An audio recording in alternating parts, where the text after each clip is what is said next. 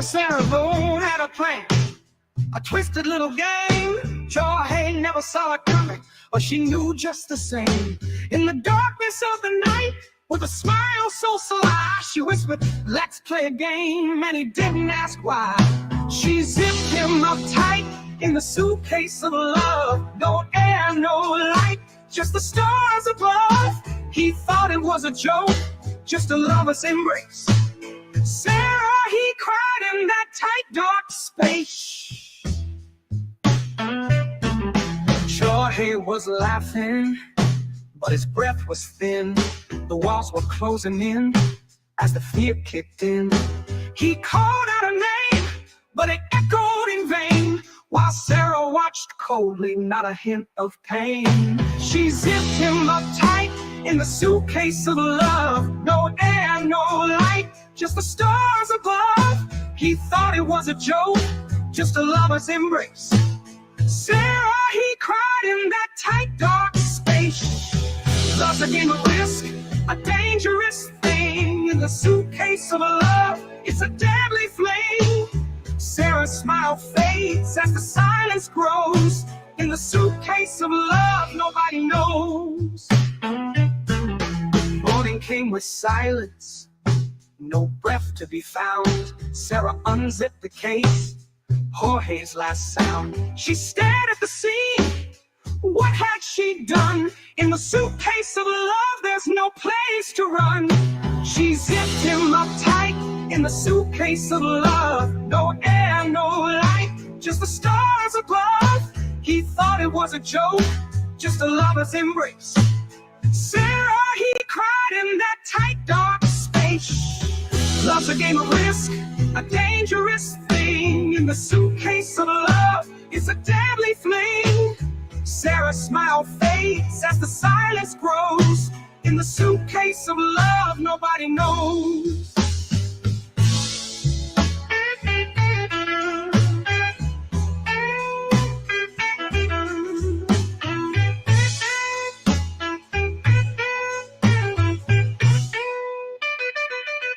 Love's a game of risk, a dangerous thing.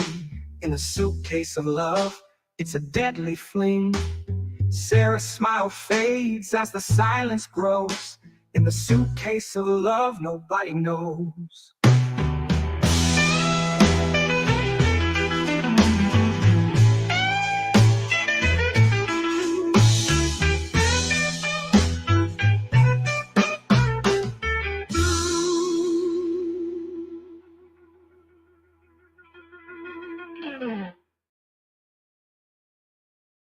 Good morning, good afternoon, good evening, everybody.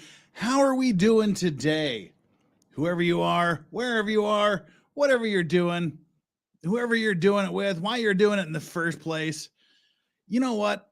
There's just one thing I got to say, and that's I'm glad you're doing it right here with us.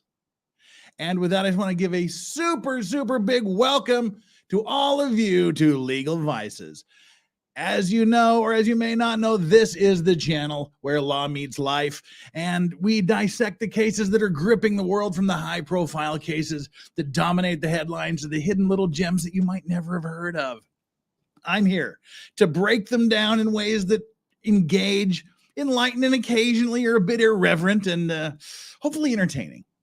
But whether it's the headlines that are taking up the courtroom drama, whether it's the shocking criminal trials, whether it's the legal battles that just shape our everyday lives, or anything else that comes down our way, we break down the facts, the legal twists, the shocking developments, the jaw-dropping moments that you need to know.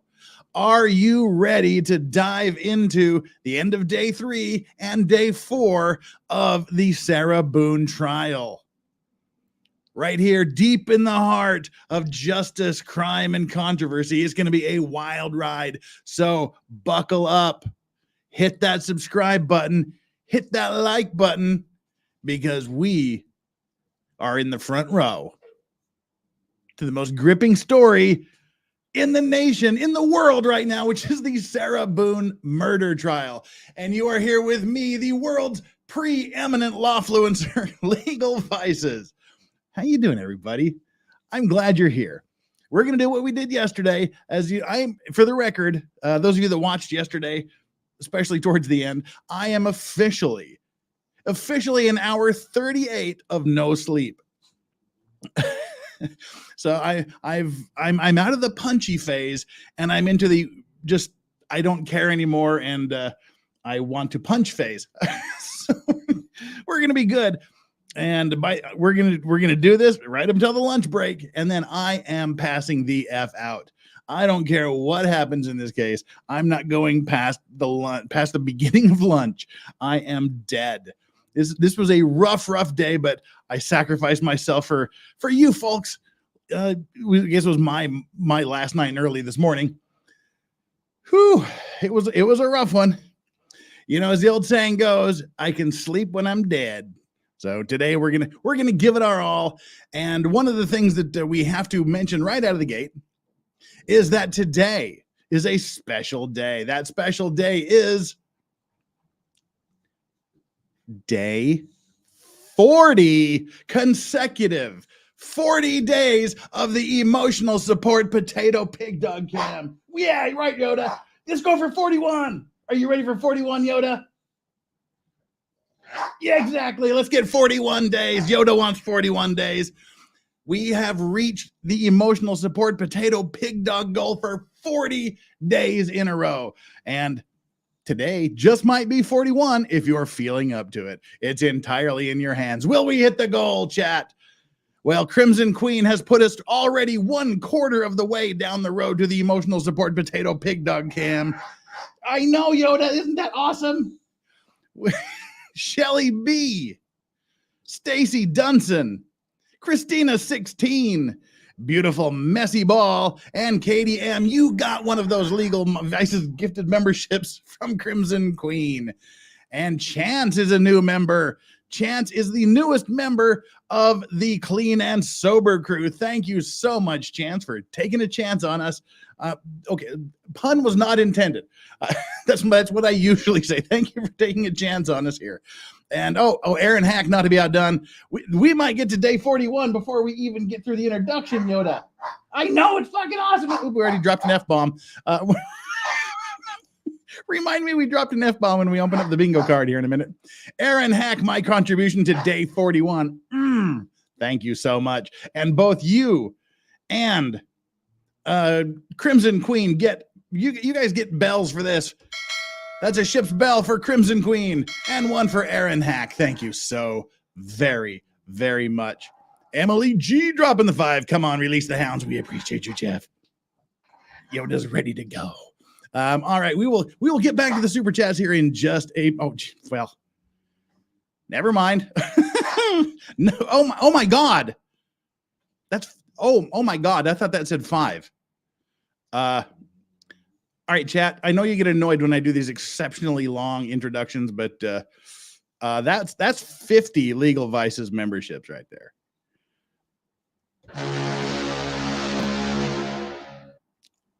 That unlocks so many things.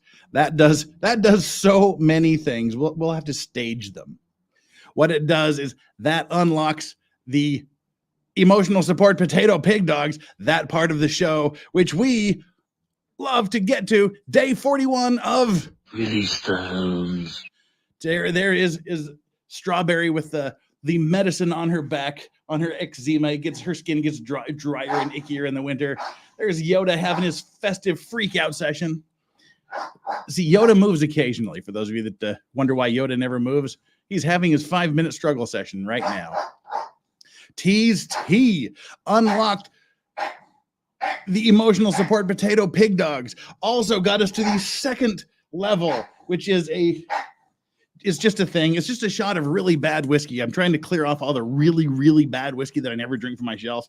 So in a moment here, when we get underway, we'll do a shot of Fireball. We will do that. And also, combined with everything that's gone before, we have unlocked the third level of achievement, which is a shot of absinthe. So we'll stagger these because I don't want to die. Because as always, we are here right now with the official Sarah Boone cocktail, the Boone Tang Suitcase. It's vodka and tang.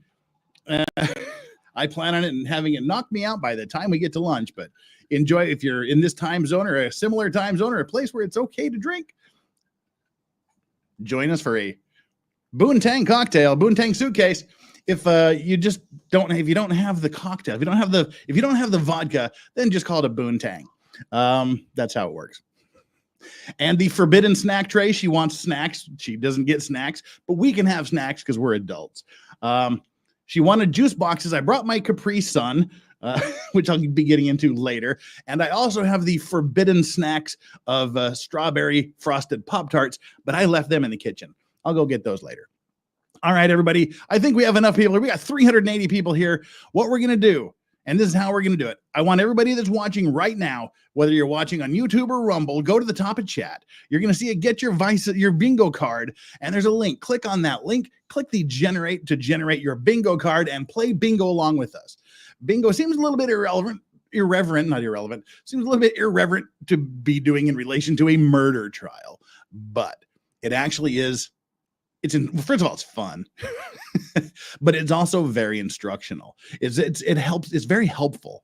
It'll help you focus. It helps us all focus on the trial, pay a little more attention to what's being said as we look for the things that are on the bingo card. It'll be things could be in chat, could be on my side of the screen, could be on the law and crime side of the screen, but it helps us pay attention to what's going on around us. We mark them off, and if you get bingo, you say bingo in chat, and we all go, oh, yay, and we just move on with our life. If you get another bingo, let us know. I don't think anyone has ever gotten a full-on blackout yet. Well, other than me on an F and Friday stream. That's a different kind of blackout. All right, so generate your bingo cards, hit up your free space, and also I've already dropped an F-bomb, so mark off an F-bomb on your bingo card, and we are now going to go to yesterday. I watched as long as I could. I just faded completely about an hour and 20 minutes before they ended. So we're going to go back an hour and 20 minutes before the end of yesterday. We're going to watch it at 1.25 speed, and when we finish that, we will start with day 4 live at 1.25 speed until we catch up. We'll watch it live at normal speed until the lunch hour. And as always, super chats will be read. They'll be shown on the screen, and they'll be read natural breaks, sidebars, whatever. Whenever there's a minute, whenever somebody's not talking long enough to read them. I try not to talk over the cord as much as possible, but we are nearing the end of Sarah Boone's direct examination. I haven't seen this, and I know some of you haven't seen it either, this last part. So please, no spoilers in chat. And we will see how it goes. Thank you so much for bearing with me through this 15-minute introduction. We went a little bit longer than normal because you guys were so effing generous straight out of the gate.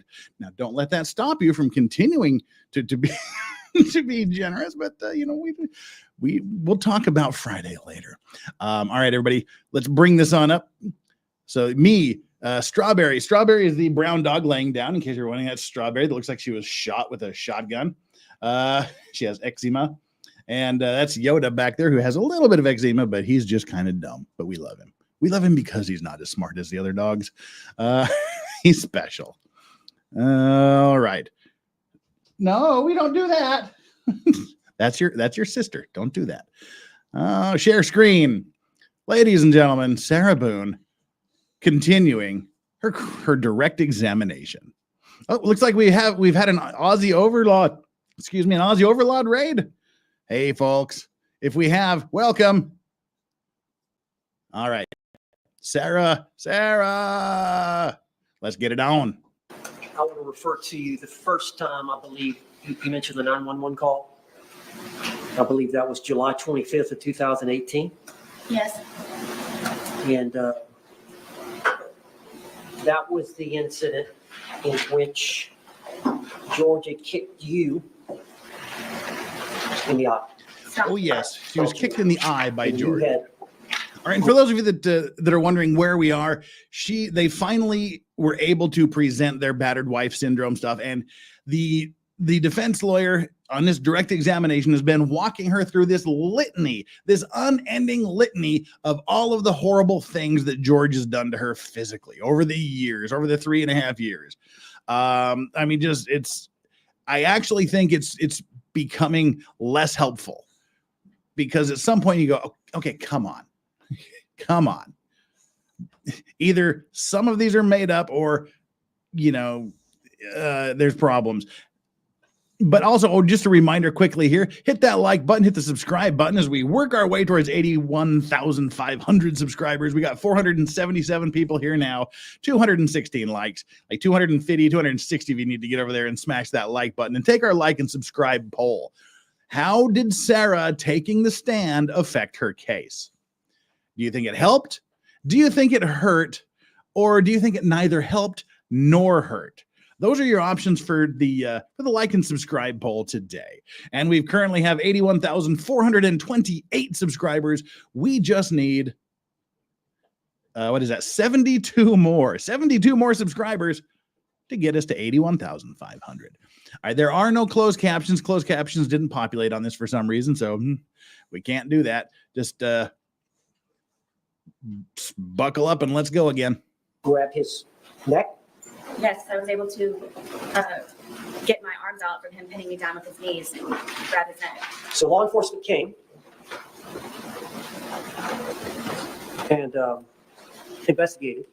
Yes, And both of you were arrested. correct. So she You got were arrested asking too. The officer, when you were arrested, why am I being arrested? Many times, yes. You recall asking the officer, why am I being arrested? Yes, And do you recall making any other statements to law enforcement as to why you did what you did to George? that was the first time ever that I actually officially fought back. Did you tell the officer that you were fighting back? Yes, because I was in complete shock that I was getting arrested because of it. She never, ever, ever hit him unless it was fighting back.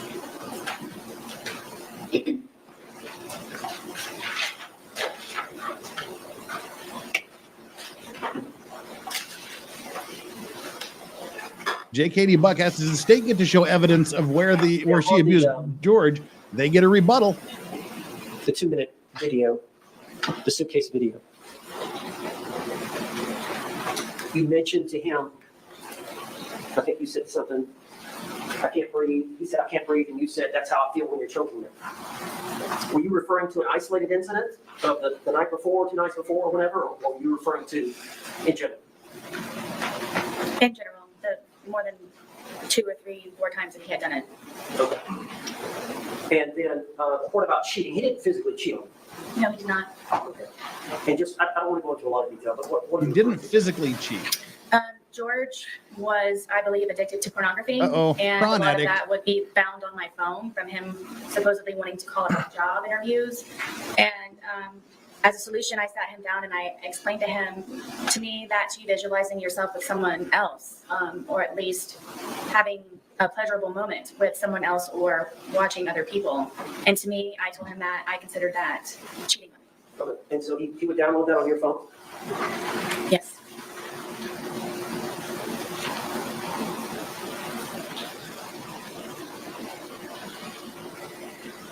Why did you stay? We'll talk about that. Why did you stay? As anyone who has ever been in love, or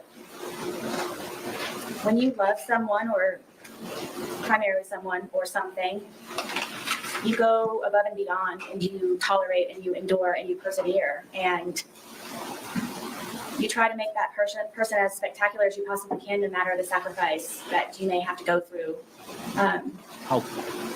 So she's saying she put up with all this horrible physical abuse because she wanted to make him a better person. She wanted to save him. Now, this is something I thought about throughout today. When she says things like this, she sounds like a parent. She sounds like a parent taking care of a little child.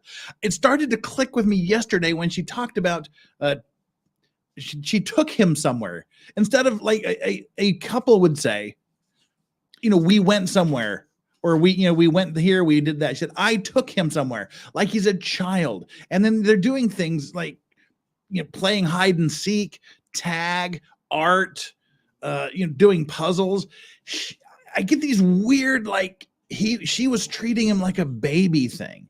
And so now she's saying, oh, I suffered through all this. I went through all of this because I wanted, at no cost, at whatever the cost, I just wanted to make him a better person.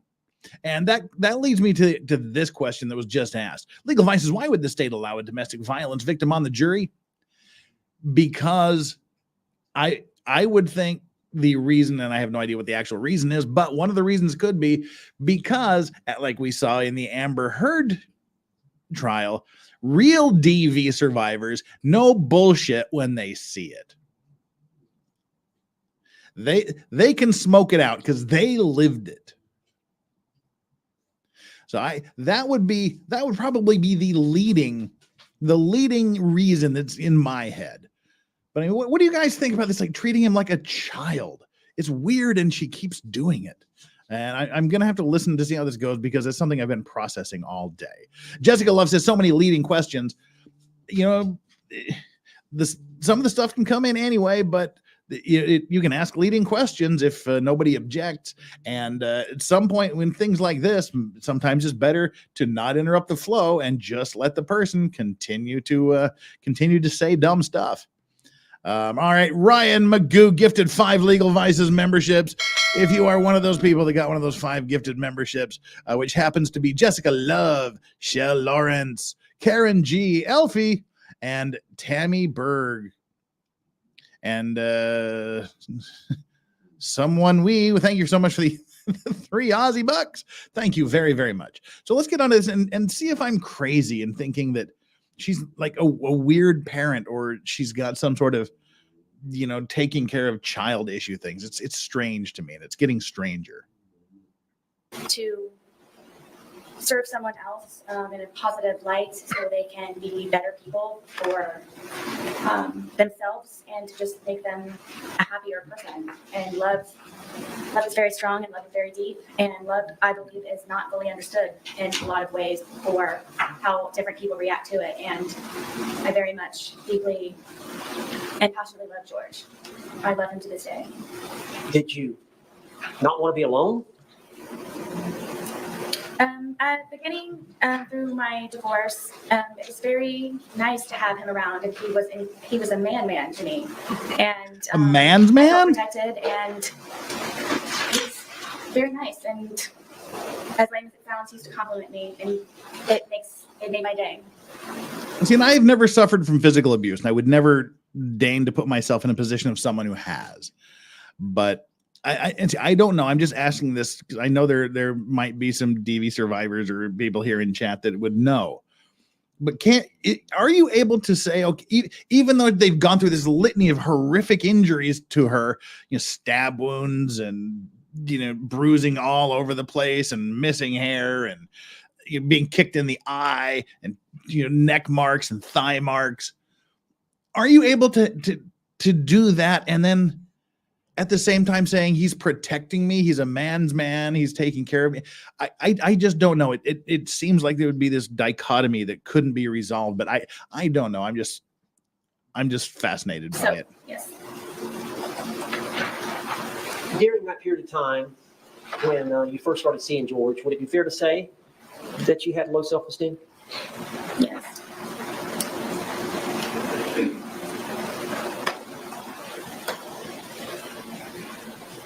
Now, we talked about this previous arrest where you told the officer you were fighting back and you got arrested.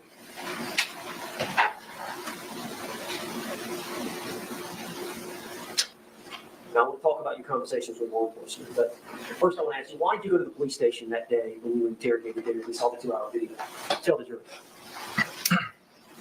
The day of the incident, the detective Copsell gave me her business card with her personal cell phone number on it and said if I happened to remember anything or anything that I would like to add to the day for me to not hesitate to give her a call. So throughout the rest of the evening, something was off. I didn't feel comfortable with what she told me and how she told it to me. How long were you at the scene? Gosh, all day, from the moment that they were there to the moment that the coroner's van drove off. All right, when it ended, did you stay in your home?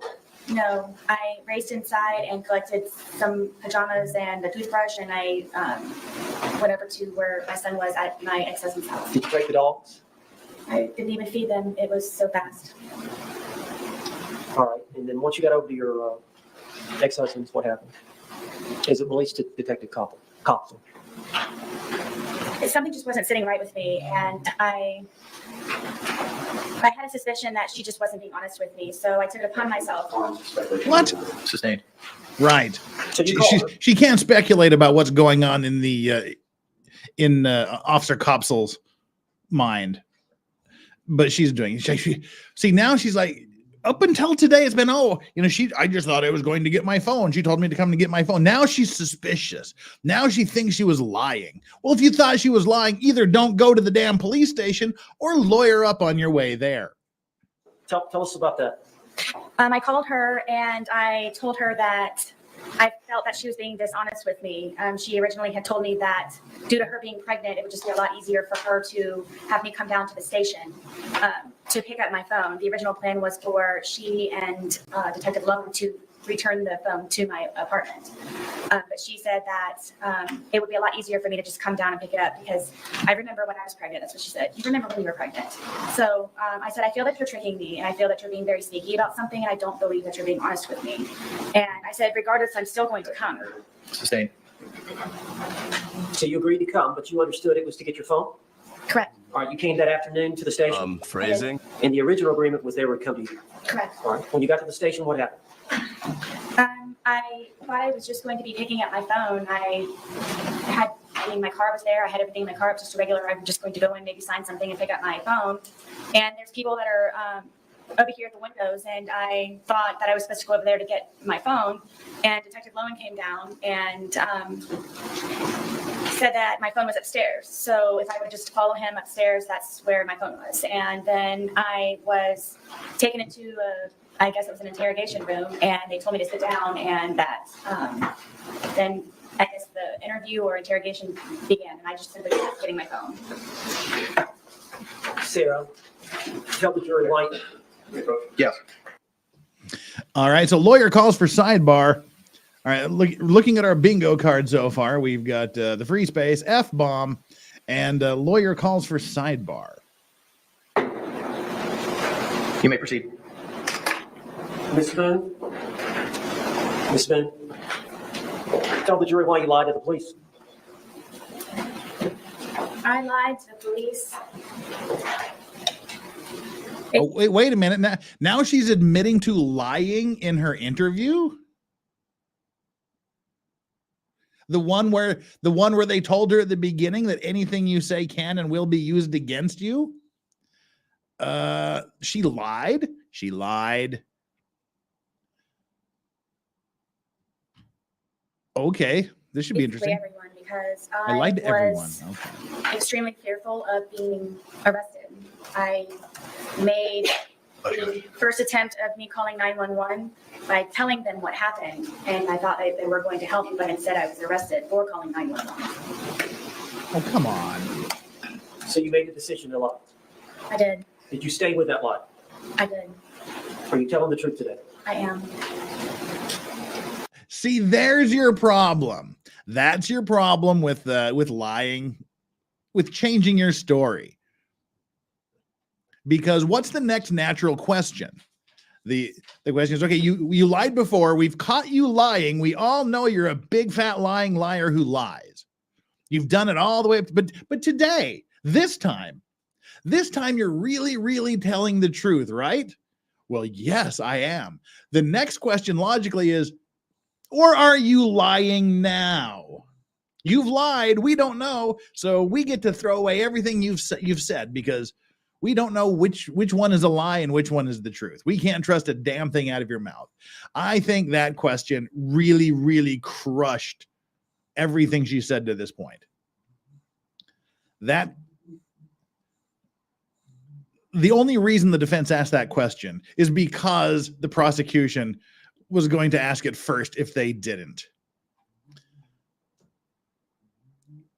That was rough that she was forced to admit she lied, but now she's telling the truth, even though she's a lying liar who lies Now's the time. Now's the one time she's telling the truth. You can trust her because she said so. Now, let me take you back to the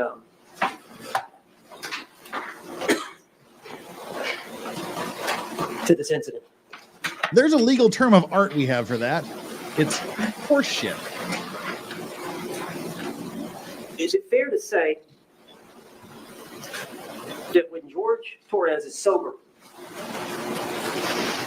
he commits no violence against you? No. Is that fair to say? Yes. Is it fair to say that every time that he's intoxicated, or every time that you're hit by him or harmed by him, it's when he's intoxicated? Yes. As a result, when he's drinking, does it change your outlook? Yes. Could you explain that to the jury? I'm always fearful, paranoia. Why? Because I try to protect and defend myself for fear something happens. Ooh, at the he last he ultimate cut her second. off. He didn't want her to But keep you're rambling. always that way, fearful. Is it because of these prior incidences? Absolutely. Do you try to placate it? All the time. What do you mean? With the puzzles and the painting and feeding the ducks across the way at the pond, listening to music, trying to. See, these are things you do with children. This is really starting to weird me out. I just thought of it yesterday when they were talking about these things, and she said I took him somewhere. And that's how that's what a mother says about her children. Here I placate him. How do you placate him? We do puzzles, we listen to music, we feed the ducks in the pond across the way. This is what you do with a child. This is creeping me out now. Adam Wathen's been a member for 3 months, says, so she lied for 4 years and now she's telling the truth. Absolutely. Of course she is, Adam. The source of that is, trust me, brah. Absolutely she's telling the truth now because she said so. Buddha Berries with a $5 says, unpopular opinion. I think we might know she's more full of shit than the jury does at the moment because we've seen 8 lawyers, letters, pro se, different stories. Well, she's just admitted that she's a lying liar who lies. And someone says she also took a list of questions to that interview. Exactly. That's right. She said, I just went there to get my phone, but she did have a list of questions she wanted to ask them. And Sheena Farrow says, legal advice is a dumb question. Can the state still introduce their own experts after the defense does? Yes, and that's exactly what they're going to do. When the defense rests, I'm guessing probably a Thursday-ish, maybe Friday, the defense will have their rebuttal, and they will bring in experts. And someone we also says, with a 15 Aussie bucks, the black eye photo looks fake makeup, no swelling, Amica cream. All the images of the injuries, but no injuries after being dragged down the stairs the night before the death. Curious, isn't it? Well, let's continue. To go for a walk on the trail, anything that I possibly can. I told you I was running out of things to entertain him with. Why do you think George, what bothers him? Sustained. Does he tell you? Sustained.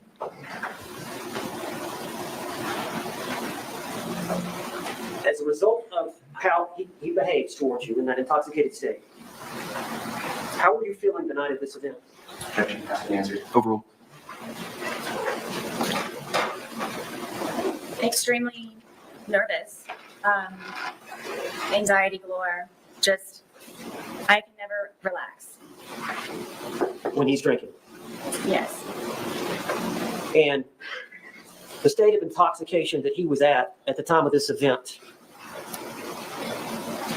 is that the state that scares you the most? It's the tone, yes. There's a lot of alarms and red flags that go on throughout the day or night or whenever it is that we are drinking. Sustained. Non-responsive, yeah. So mark off hide and seek, and Sarah is the victim on the bingo card. Hide and seek, and Sarah is the victim. Tell us about that. How that does that heighten your sense of safety? At all times. But especially when he's drinking? Oh, yes. All the time. And then his mood? Yes, it depends on what mood he's in that day. Well, do you have like a sixth sense of how he's doing? Yes, I knew George very well. Sustained. Can you tell us what you mean by that? Sixth sense, or knew him very well? I guess you can say that I was trained by fear with him. Just, it wasn't fun anymore when we would drink and we would hang out on the back porch. It wasn't fun anymore because I knew inevitably that something was going to happen to me. I was trained by fear. You got him by 40 pounds, ma'am. You gave as good as you got. He has, what did they say, 550 pages of medical records for him?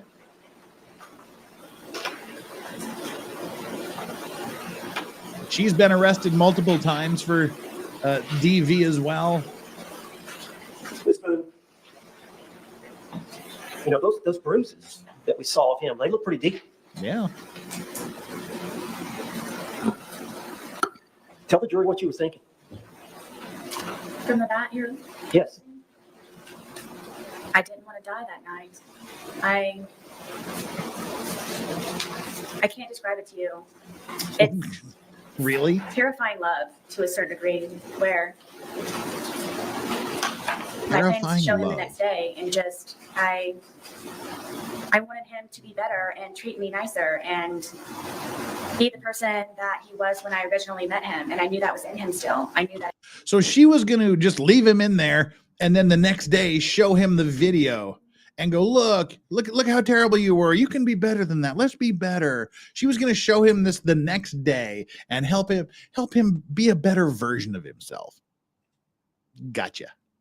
It could be found, and I just couldn't figure out what it was that I was doing wrong in order for it to not be back to where that was. And I was tired of living in fear and just sick all the time of figuring out how I can entertain him so I don't die, and continue a relationship with my son and try to live a normal life. That wasn't a normal life for me. And just, I bottom line is I didn't want to die. I would have died, or I would have been disfigured or maimed, or if it weren't me with the bat, it would have been him if he were to have gotten What? Oh, come on. disfigured or maimed, or if it weren't me with the bat, it would have been him if he were to have gotten out. She has just contradicted herself here in about 15 seconds. She said she was in there. She took the video because she wanted to show him the next day.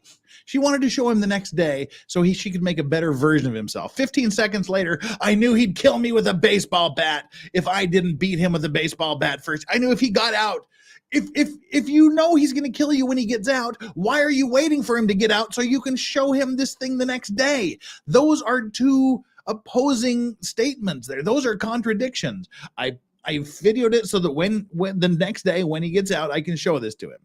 And I knew if he got out, he would beat me with a baseball bat, so I had to keep him in there. I wanted him to get out, and I didn't want him to get out.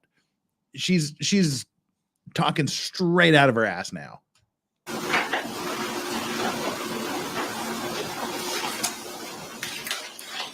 That's all. Oh, Hey, cross-examination. that's the end of direct examination of Sarah Boone, people. That was much shorter than I thought. Huh, okay. That was bad. Look at that look. I know there was a lot of bad things shown. What she proved was that George has done some bad things to her over the years. She's also admitted that she's been arrested a few times. She admitted to zipping him in the suitcase and beating him with a baseball bat, essentially admitting, as the prosecution has said, to 2 felonies, assault and unlawful detention, whatever you want to call that. But they, again, didn't show, in my view, that imminent act, that something, that overt act. They didn't prove that there was something that happened that day that put her in an immediate fear of great bodily harm or death. She's trying to say it was him getting out of the suitcase was the overt act, but I think that fell flat with the jury. I think that completely fell flat. Because they were laughing. They had a great day. There was nothing wrong. They've been drinking all dang day and having a great time doing all these things, having fun. They hadn't had an argument for a week. He's been doing much better since the anger management council. But now suddenly there's just something flipped in there, and she did this. And she's trying to say it's because she knew that if he got out, it'd be the end of her. Which again, something also the prosecution pointed out, that's saying, I have created this situation. I have put you in danger of your life. Now, when I am fighting back, that makes you afraid, so you kill me? That's not how it works. You can't create a situation and then rely on that situation as the basis for your defense if they come after you. If you... They gave the example, the prosecution gave the example, if I point a gun at you and you pull a gun on me and then I shoot you, and I can't claim self-defense because I started it, and I put you in fear first. But let's see how he does here on cross-examination. And again, no spoilers, peeps. I haven't seen this, and I've seen like the first 5 minutes of it. And others may have not seen it, so no spoilers.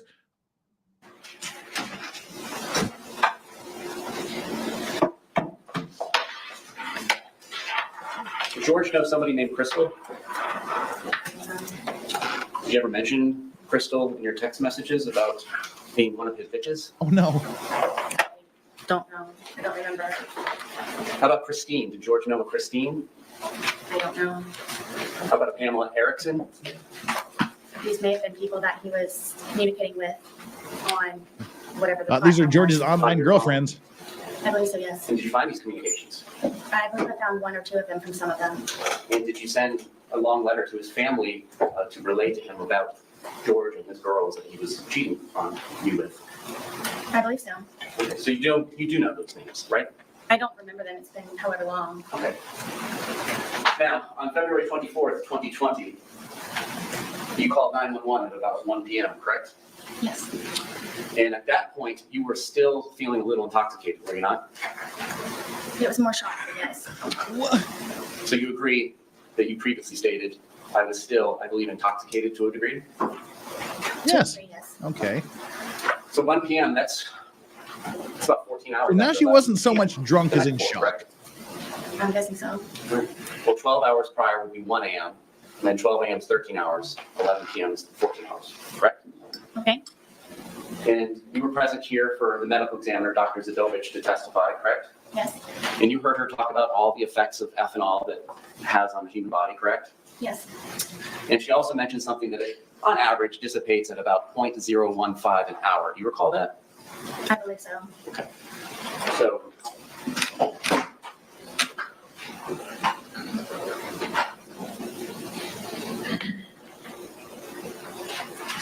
would it be fair to say that if you're still feeling the effects of the alcohol at 1 p.m., so that's 14 hours, 0.015, you were at approximately about 0.21 at 11 p.m. the night before.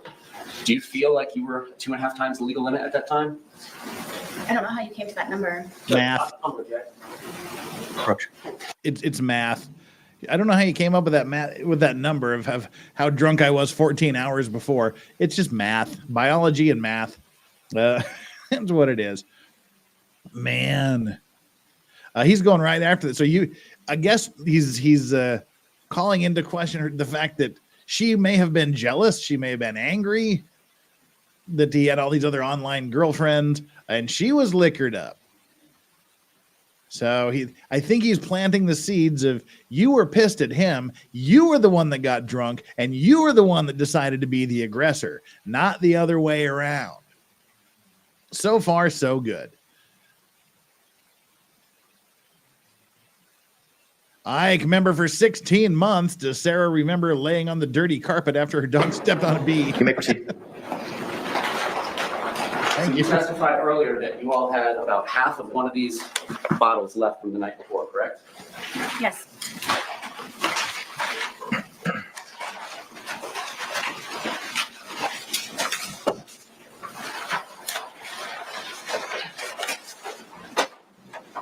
Bust out the Magnum there, buddy.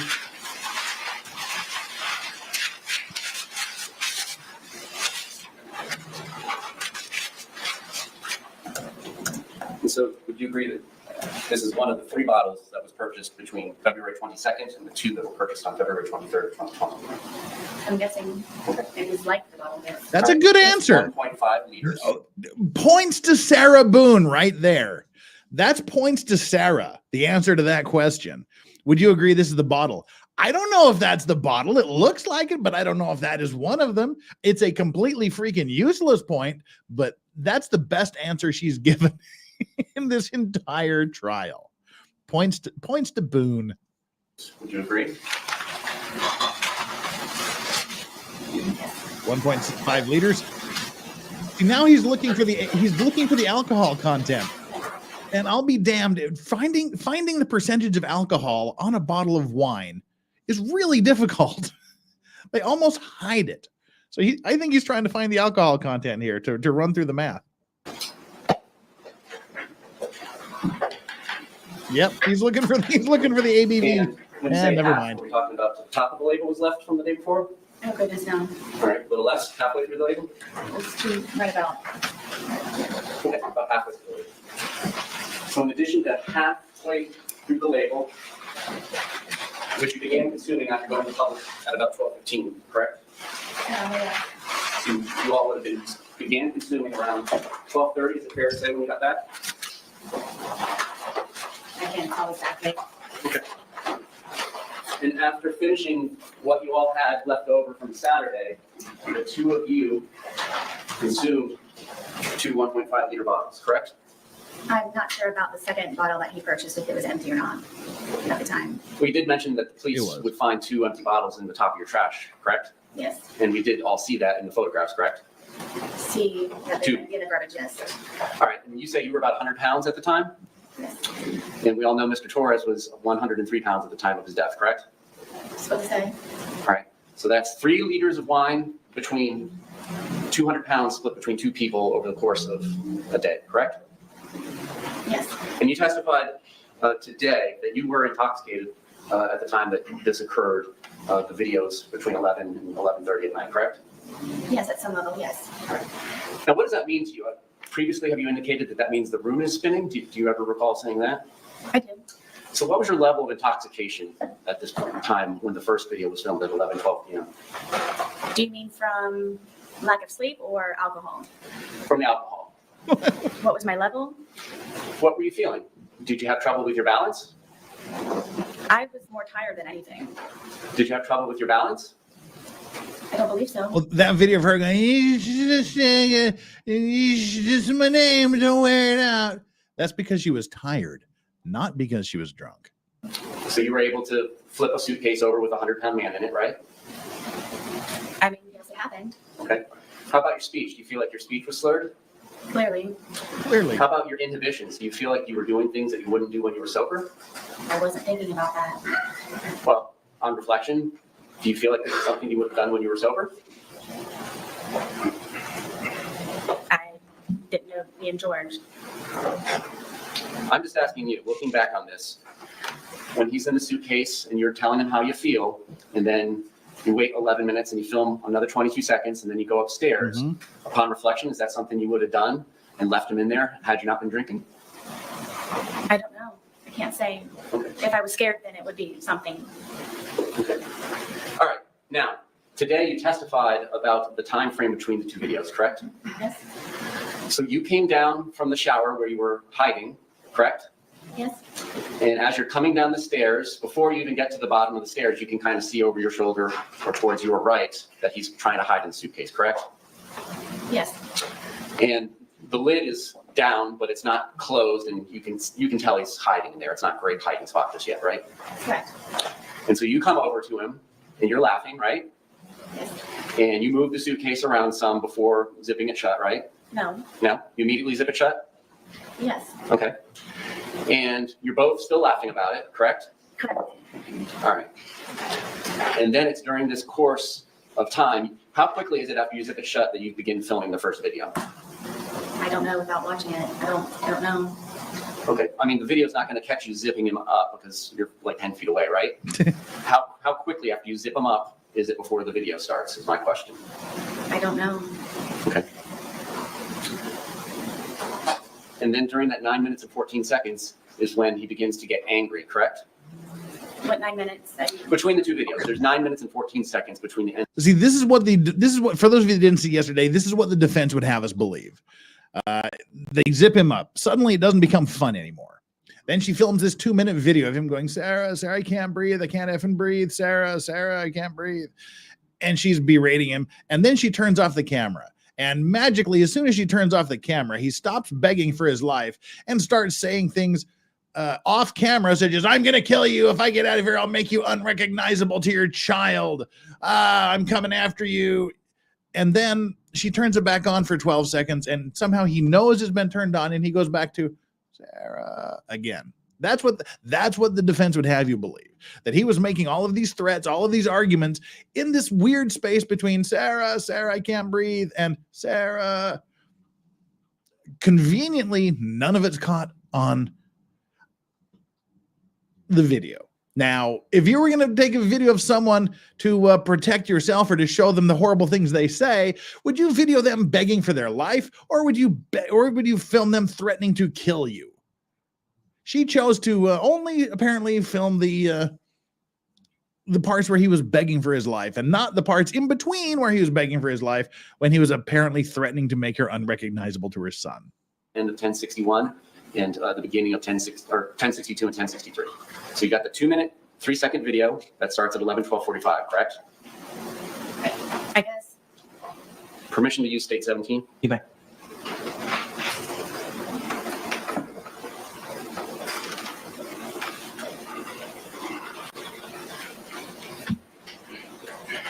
And mark off dog cam on your bingo card, as well as baseball bat and what was the other one? Suitcase, dog cam, and baseball bat. Mark those off.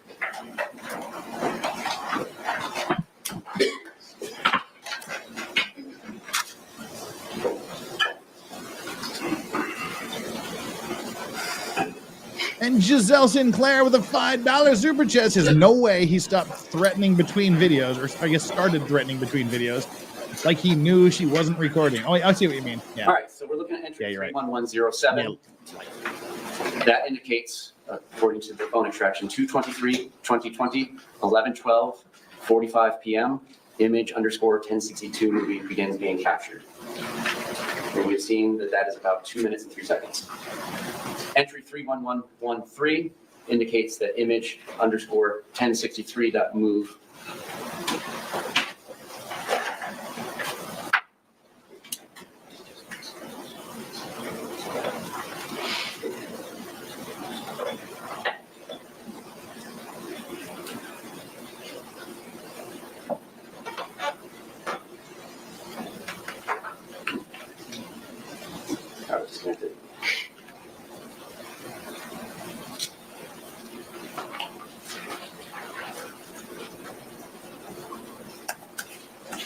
Ooh, the white noise is strong in the court.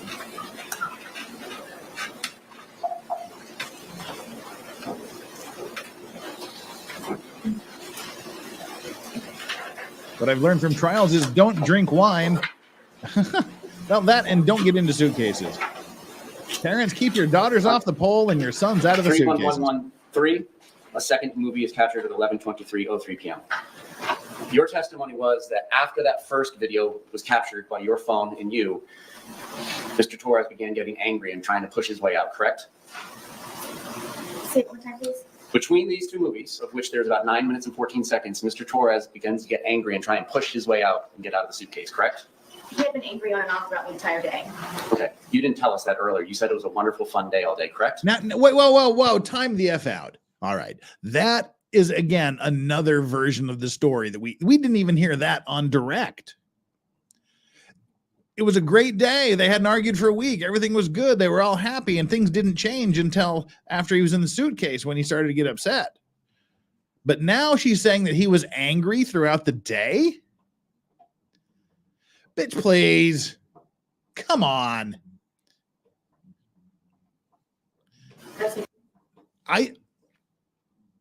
By and large, I think the prosecutor is doing a good job here. We'll talk about his overall performance here when he's finished. throughout the entire day. Okay, you didn't tell us that earlier. You said it was a wonderful, fun day all day, correct? That's because I lived. Okay, but you did not tell us earlier today that he had been angry throughout the day. When would I say that? You described your entire day of Exactly. You would say it when you were asked to describe your day. When your lawyer literally asked you to describe the day from the time you woke up. At any point in there, you could have said, we had a few fights throughout the day. We had some arguments. Things were going bad. arts and crafts and outside by the dartboard, and you said it was a wonderful day and everything was fun until he was in the suitcase. Did you not testify to that earlier today? I did. Okay. My specific question between these two movies is, this is when he begins to get angry and trying to push his way out and to get out of the suitcase, correct? Yeah. Angry again, yes. Angry He again. was expressing his anger in what manner? How did he say this? At which point throughout the day? Ma'am, you know very well that I'm talking about between these movies. Please answer my question. Between these two movies, how did he express his anger with you? He told me that I was going to fucking die. Okay.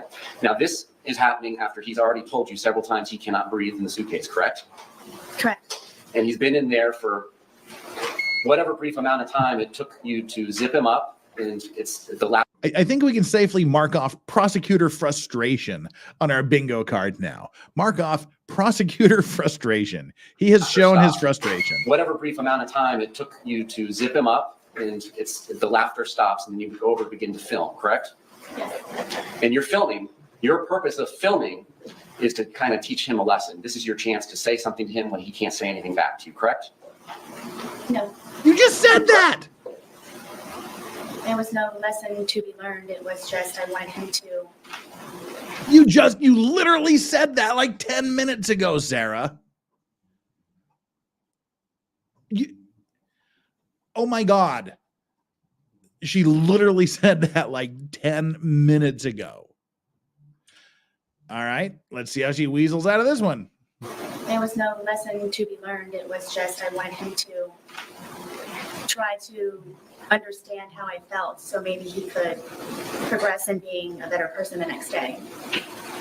So there was no lesson to be learned. She just wanted to teach him something. And what do teachers do? They teach. What do they teach? They teach lessons. There was no lesson to be learned. I just wanted to teach him something. The fuck? You wanted him to understand how you felt in the past, and that's not teaching a lesson? I just wanted him to understand. Okay. All right, and so immediately prior to zipping him up and putting him into the movie, you had been upstairs, correct? I'm sorry. Immediately before coming down and zipping him up and then filming the first of the two movies, you had been upstairs in the shower, correct? Yes.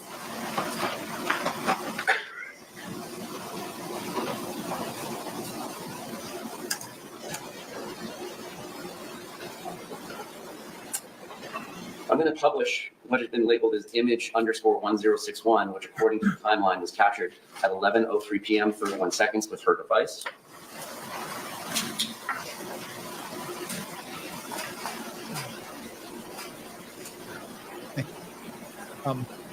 I wasn't clear on the bingo card. I'm confused. So I think we can mark off lawyer confused. I meant one of them, but I didn't specify one of them. So All right. I'm confused. Does Mark this off appear to lawyer be confused. The suitcase that's in question in the two movies that are filmed at 11:12 and 11:23 p.m. Oh. Okay.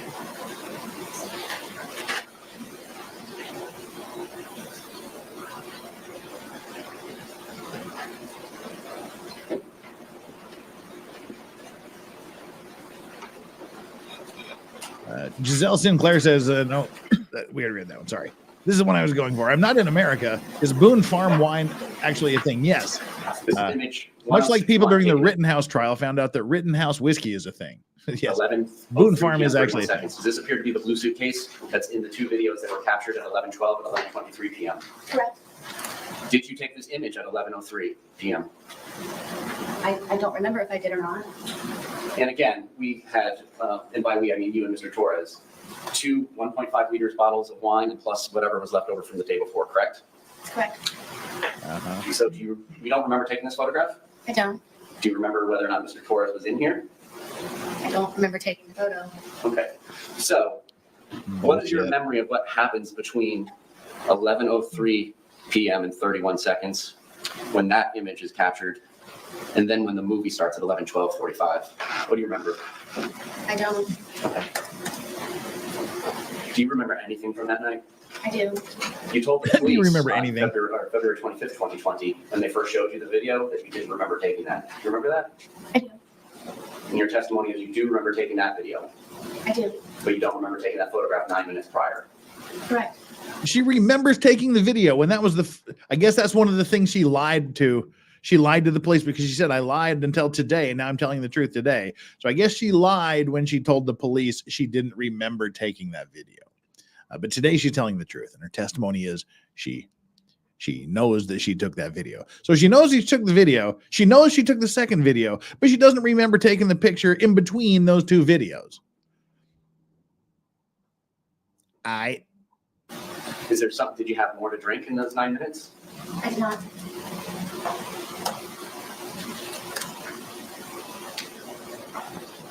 Was Mr. Torres in that suitcase the entire time between 11:03 when that image was taken and then when the second video was taken at 11:23 p.m.?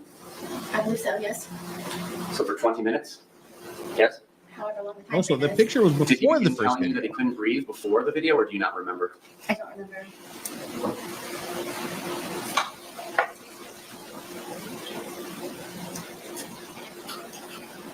Now, you testified moments ago that your two Okay, someone's mentioning it's Leslie Ann Moon's rapid blinking eye sign of stress. She is blinking way faster than she was. I was just going to mention that actually. She's blinking way faster now than she was on direct examination. Take that for what it's worth. neighbors must have misremembered which night the loud noise was, correct? Yes. And now you're telling us that you don't remember taking the photograph at 11:03 p.m., correct? Correct. Did the police come out to your townhouse on Sunday, February 23rd, 2020? Yes. I'm talking about Sunday. This is the Sunday fun day when we're going to Publix twice. Were the police out at your residence? No. It was the day after, Monday the 24th, correct? Yes. And that Monday morning, you called 911, well, Monday afternoon at about 1 p.m., correct? Yes. And between that time frame, you were the only person in your apartment plus Mr. Torres in the suitcase, correct? Yes. Yep, nobody So else if there. anything had been disturbed in your apartment, you had all the time that you wanted to undisturb them before calling 911, correct? Ooh. If I wanted to. Okay. Oh, you And can clean up the you crime your scene. testimony is there was no loud boom that shook the walls of your townhouse at about 11 p.m. the night of February 23rd, 2020, correct? Correct. To the best of your memory, correct? Correct.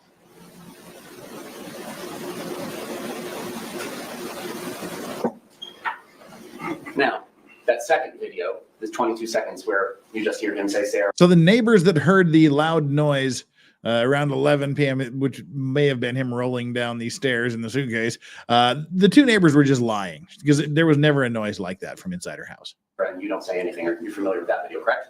Yes. It's after that that you go upstairs, correct? Yes. How quickly is it that you go upstairs after that? It was pretty quick. Can you grab the dogs? No, the dogs were upstairs already. Okay.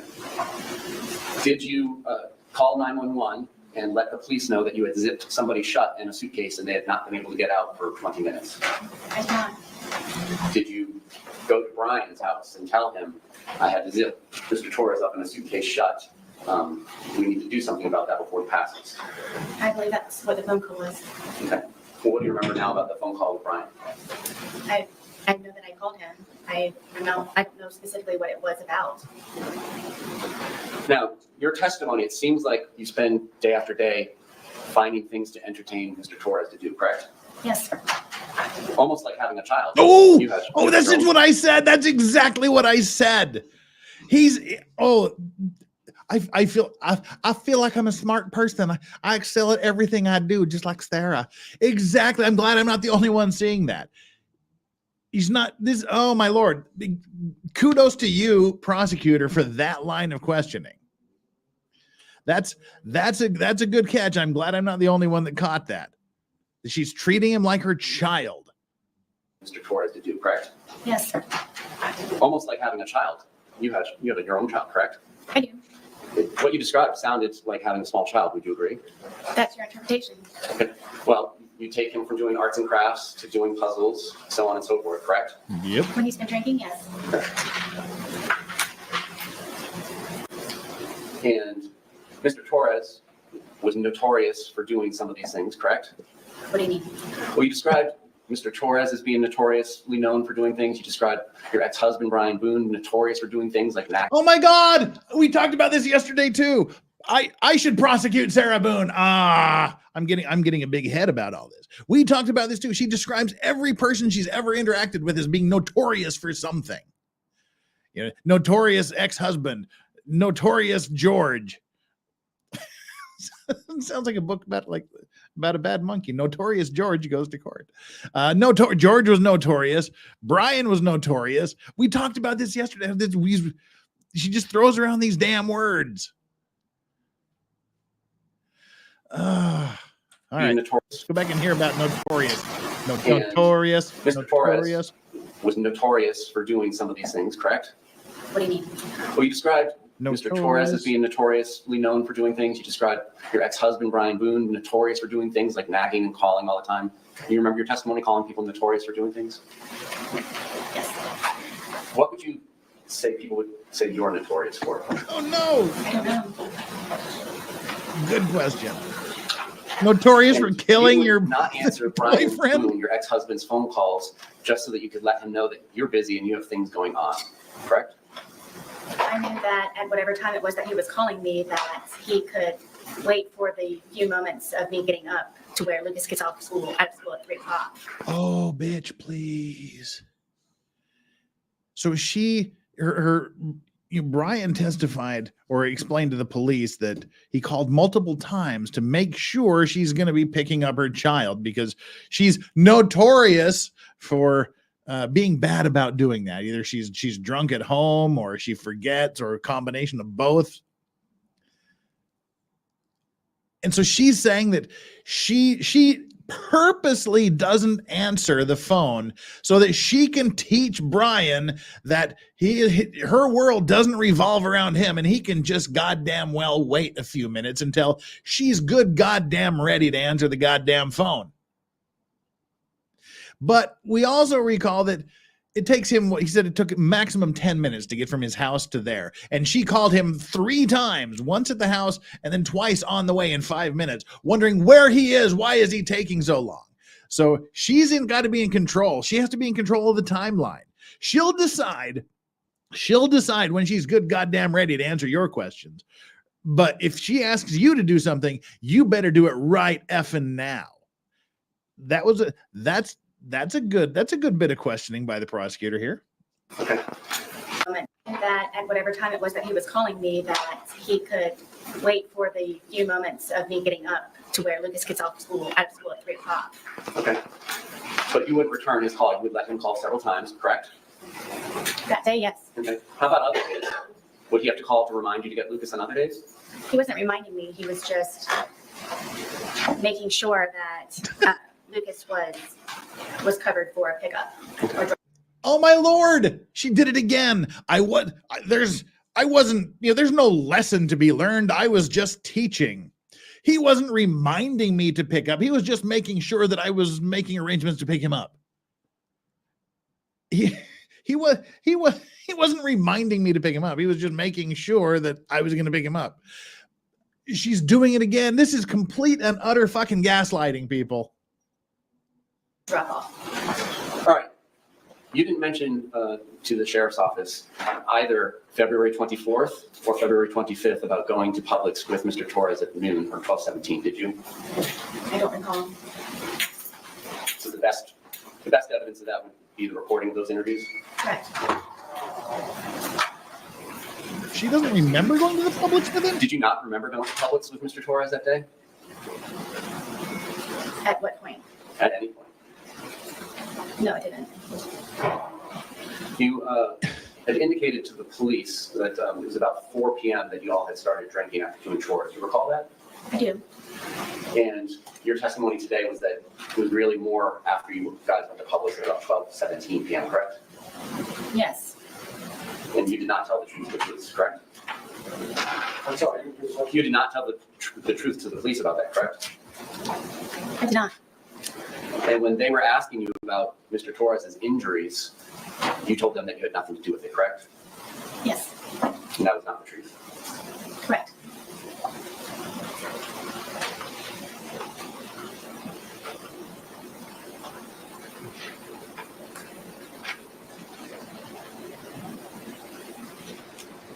What did y'all have for breakfast on the 23rd? I don't remember. Did y'all have lunch? I Yes. believe we had leftovers from, I think, something that we had in the fridge. And do you recall what those were? Not at this point, no. And then I believe you mentioned having a sandwich of some sort for dinner. No, I believe it was for, I'm guessing he and I ate at the same time.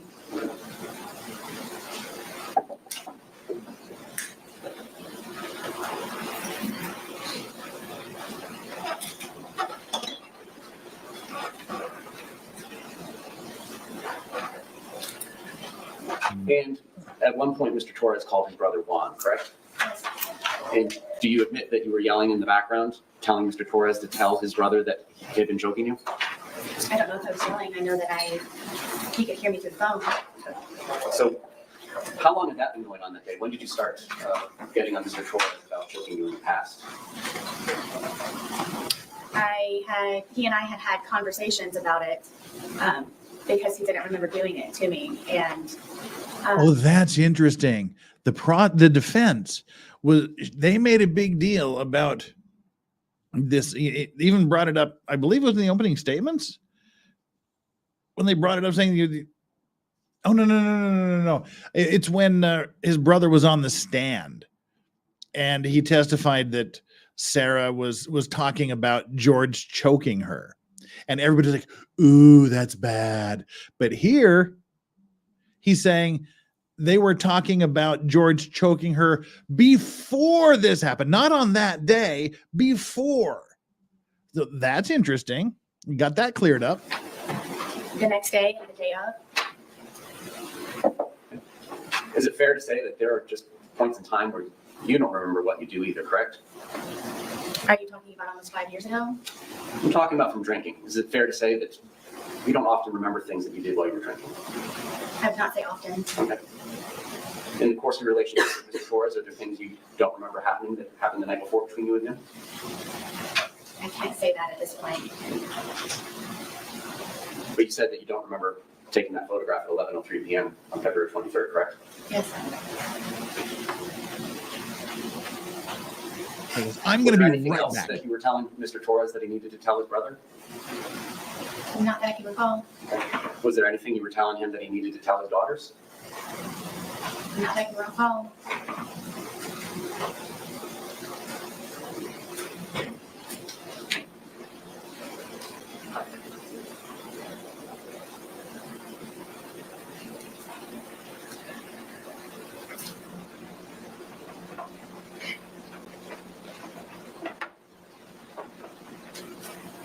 Now, you indicated that Mr. Torres would use your phone to look at pornography. Correct. Were there ever any points in times when it was you that was you looking at pornography? If I was, it was to go back and look to see.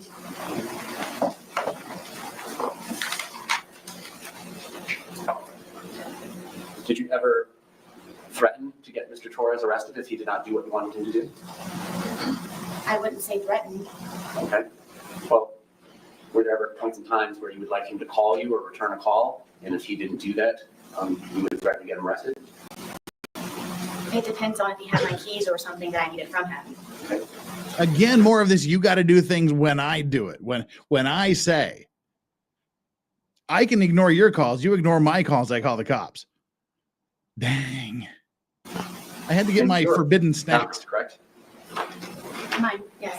Flush hours. When did you get him off the lease? I'm not sure what year it was, but I don't think he was actually removed from the lease. Okay. He was made a different type of tenant. And did you change the locks so that he couldn't get back in at the points of times when you kicked him out? I did sometimes. And then would you leave the key in the hiding spot that he was aware of? There were multiple hiding places. Okay.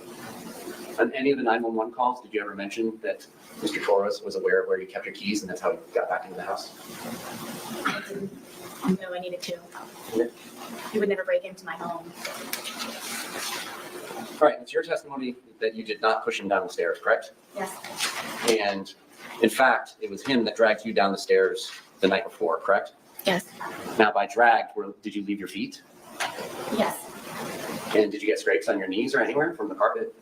I'm not sure. Did you get any injuries, like bruises? Or You didn't show the police anything that day when you were in their station? A lot of my hair. Yes, that was on the stairwell. Okay. And you agree that you were photographed on February 24th when the police came out, correct? The day of the incident? Well, the afternoon after the incident. We're not sure when he passed. Yes. Some of those photographs showed ashtrays inside your house. I thought you said you guys couldn't smoke inside your house, We couldn't. but you did, right? Sometimes, yes. Court has started 5 minutes ago. They went live to the testimony 5 minutes ago. We still have a few minutes here. Looks like we got about 20 minutes left. So we'll continue to watch this. I'll shut the hell up and and we'll get down to business here. You agree you would go to the hospital and tell them things that were not true, correct? Yes. There were times where you would go to the hospital and leave without getting treatment, correct? Yes. And is it fair to say that you often had alcohol in your system when you were going to the hospital, correct? Sometimes.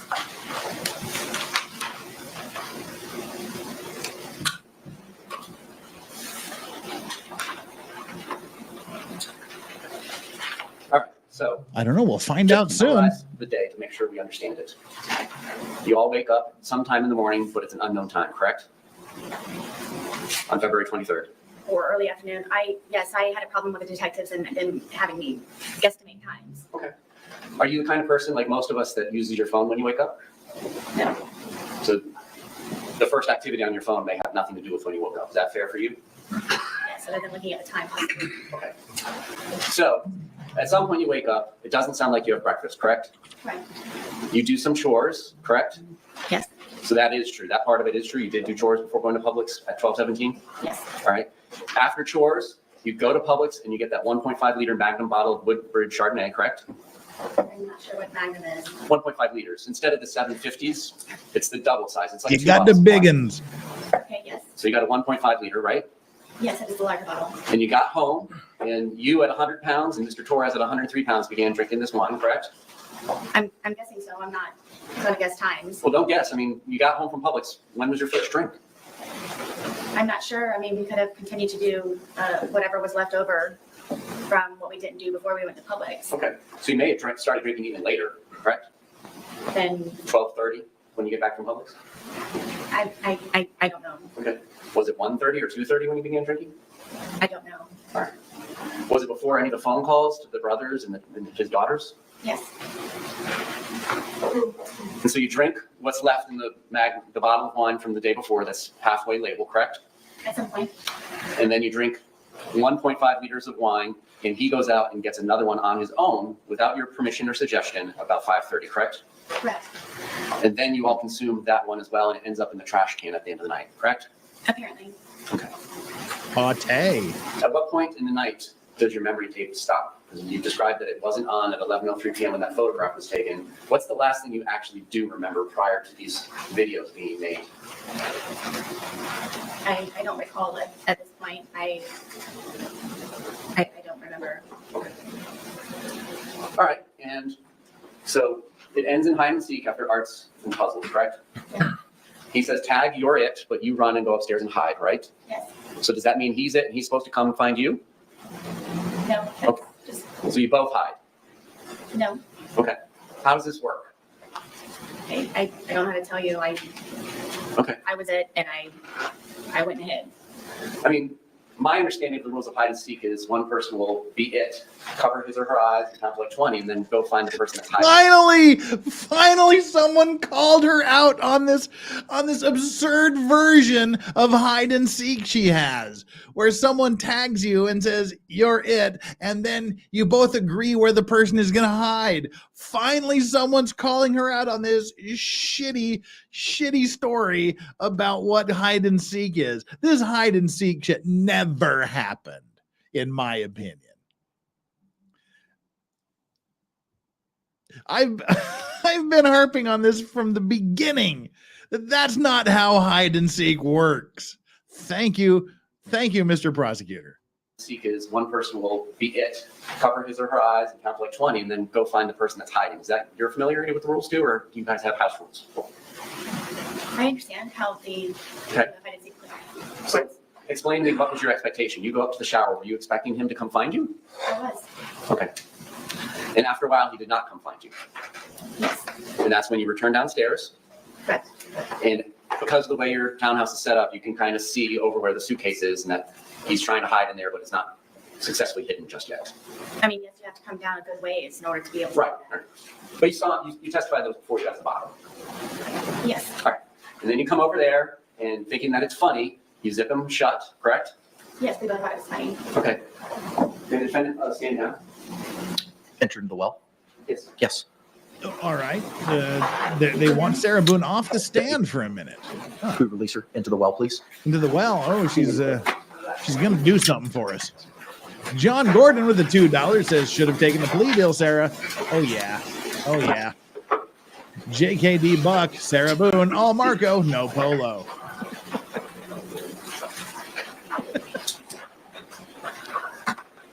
Uh-oh, he's putting on the gloves. What's happening here?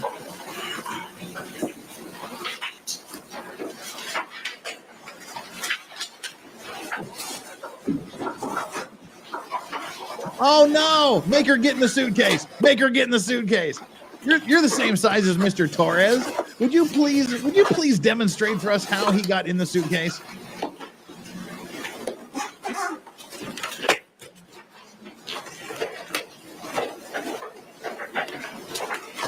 Okay, right here. I'm going to tell you. I don't know if this is true, but this is brilliant. If what's happening is what I think is happening, this is brilliant. This is an O.J. Simpson glove moment. Because she's been saying, oh, he got his fingers out. He could easily have gotten out. I don't know, but if I was him, I would be making that suitcase incredibly difficult to open. So the jury is watching him try to force this thing open from the outside, to put the idea in their heads that if I can't get this damn thing open from the outside, how the hell is he going to get it open from the inside? If this is strategy, this is freaking brilliant. This is O.J. Simpson wearing the glove levels of brilliant. Look how much he's struggling to get this thing open from the outside. Imagine if you're inside. That's got to be going through the jurors' heads. It should be going through the jurors' head. Yep, can't get this bad boy open. Urgh, struggle. Oh, I hope this is strategy. All right. Ms. Boone, can you demonstrate for the jury where Mr. Torres' head was and how his body was positioned in the suitcase, if you don't mind? His back was this way and his head was here. All right, and then is it fair to say his feet are kind of down here, which would be the front left corner from their perspective in the jury box? Yes. And then his knees are kind of tucked up towards his face. If I remember correctly, yes, that's the position. Okay. All right. Can you help me understand how it was that his zip That is so damn small. is shut? Can you show us where you said he left an opening that his hand got out of? Would it be easier to put it down here? I didn't want to make you go down there. If you're happy doing that, I'll let you. Oh, don't make her bend over the. Well, you didn't make her bend over the skirt. Yes. Agreed. If she's going to be manipulating it. Oh, that was a little snark from the defense lawyer. Shouldn't she be wearing gloves? Hold up. Does she need to be wearing gloves? Yes. Yeah, hold up. Shouldn't she be wearing gloves? Yeah, okay. Thanks. And she puts the gloves on. For fuck's sakes. Oh man, and she should have made it. They should have made him crawl into the suitcase. Demonstrate for us. Agreed. If she's going to be manipulating it.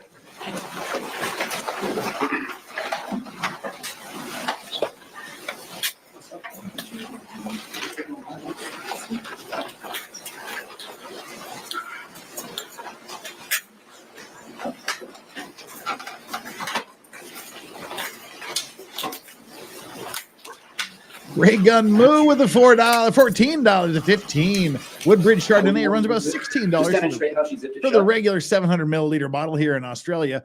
Wow, if that runs you $16 in Australia, that means it's about $8 in America. Yikes! Better than I thought, but I bet it still tastes like fly spray. How much for Vice's review? I looked; they don't have it here in Korea. Otherwise, oh hell yeah, we would have had that instead of the Boone Tang cocktail. Okay, well, where's the paper? Got to get the paper clip. Yeah, the paper clip zipper thing.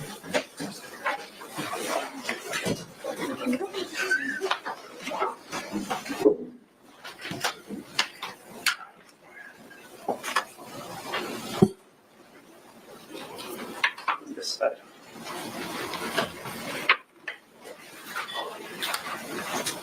They paid about $9.50 for Magnum. That's about what I thought. $10. Yeah.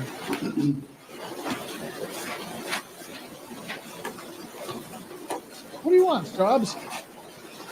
This is a dog that wants something. Look at them teeths.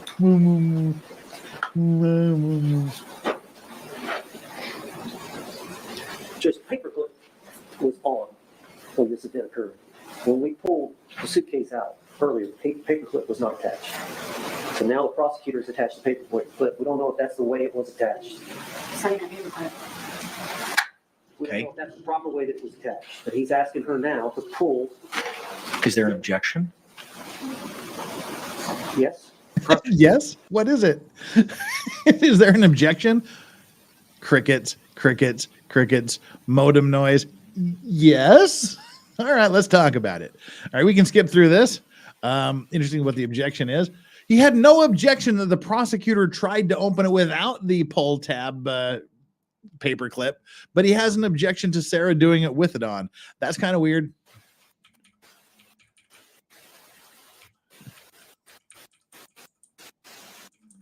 Mr. Torres, see how it was that the two zipper parts were positioned when you say that Mr. Torres was able to get his hand out. Judge calls for If you want me to do it, sidebar. fine, I'll take your direction. From what I remember, So he's asking her to position the zippers how it was when she saw his fingers or hand coming out. And Claire Freeze with a $10 says, that dog is star quality. Strawberry.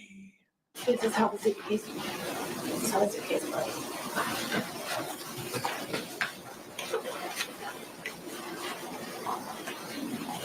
This was up here. This was not this hard either. This was like here. Okay. Right here.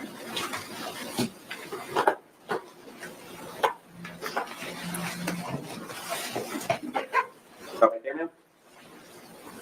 Sure. I assume this one was much closer? It's not over there? Where do you? You asked me where I zipped it. When you say that it was zipped shut, show us. Are you talking about how I zipped it or? When you're done zipping it shut and he's inside of it, where are the zipper components?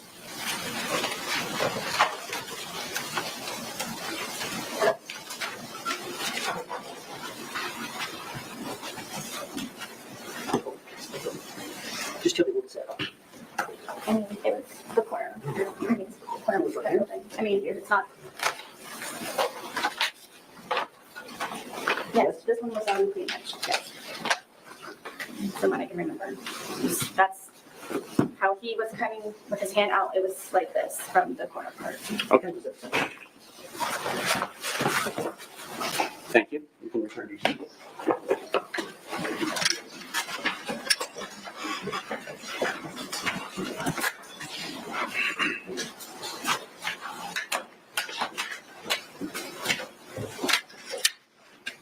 Did you ever change the position of those zippers once you put it in that position?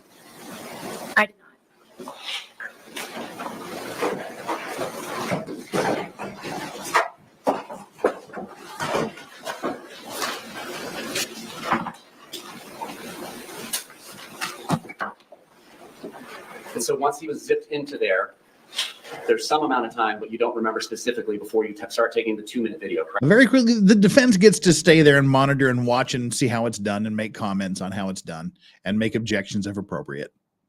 Correct? Yes. And then that's when you say what you say, and that's when he says what he says. We've all heard it, correct?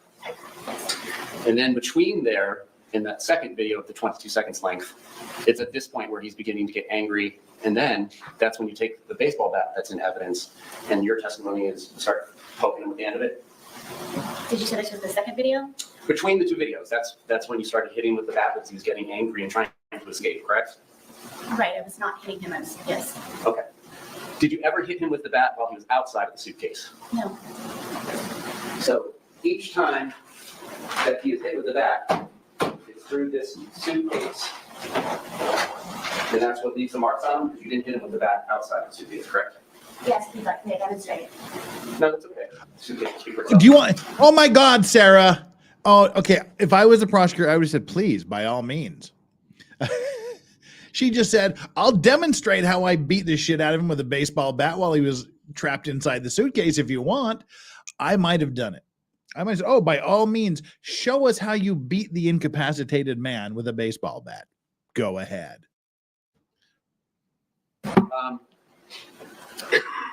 And then you take the second video and you go upstairs and go to bed, correct? I apparently went upstairs and I used the phone to make a phone call. Okay. And then I fell asleep. All right.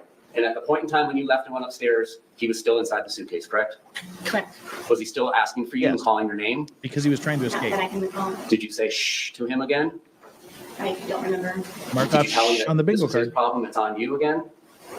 I don't remember. Did you do anything to help him escape from the predicament that you zipped him up in? No. Ooh. That was the okay, that was the last question he asked, and that was the question. Did you do anything to rescue him from the situation, the life-threatening situation that you created? No, I did nothing to rescue him from the life-threatening situation that I created. End of cross-examination. Apparently we're nearing the end here and getting ready to go live to today. So apparently this is going to be a very short redirect. But before we get there, saddle up, Vicky Sue. How you doing? At what point does this become premeditated or not? Does it matter? You might argue it was, but it's kind of difficult to prove premeditation. You have to get inside their brain and prove the mens rea that they intended to take this life, but they're kind of there. It's a thing now. Look, what I've seen online on Twitter and whatnot, a lot of people saying the defense, the prosecution dropped the ball on the cross-examination. They left a lot on the table. He could have been here for years questioning her about every single discrepancy. I don't think he needed to. I don't think that's important. He just has to prove that. Well, actually, now that I think about it, he doesn't really have to prove much of anything at this point. They've gone to the battered spouse defense. The defense now has to prove that she acted in this battered spouse self-defense manner. The defense doesn't have to prove anything more. She's now admitted that she did the deed. She has now admitted that she killed him, that she intended this to happen because of the battered spouse thing. She intended this because if he gets out, he's going to kill her, so she has to keep him in that suitcase. So the whether she did it or not, whether she intended to do it or not, train has left the station. The foundation of the battered spouse syndrome defense is that she intended this to happen, but it was justified because there was some act that put her in imminent fear of grievous bodily harm or death. So essentially, the prosecutor just has to remind people that she's full of shit. They don't have to prove much beyond that. It's all on the defense now to convince the jurors, to convince all of the jurors that she's right. So they just have to call out, the prosecution just has to call out the defense's bullshit. I think he did good. Yep, this was cross-examination, Porcelain Thunder. It just ended with that last question. All right, let's rock. redirect examination.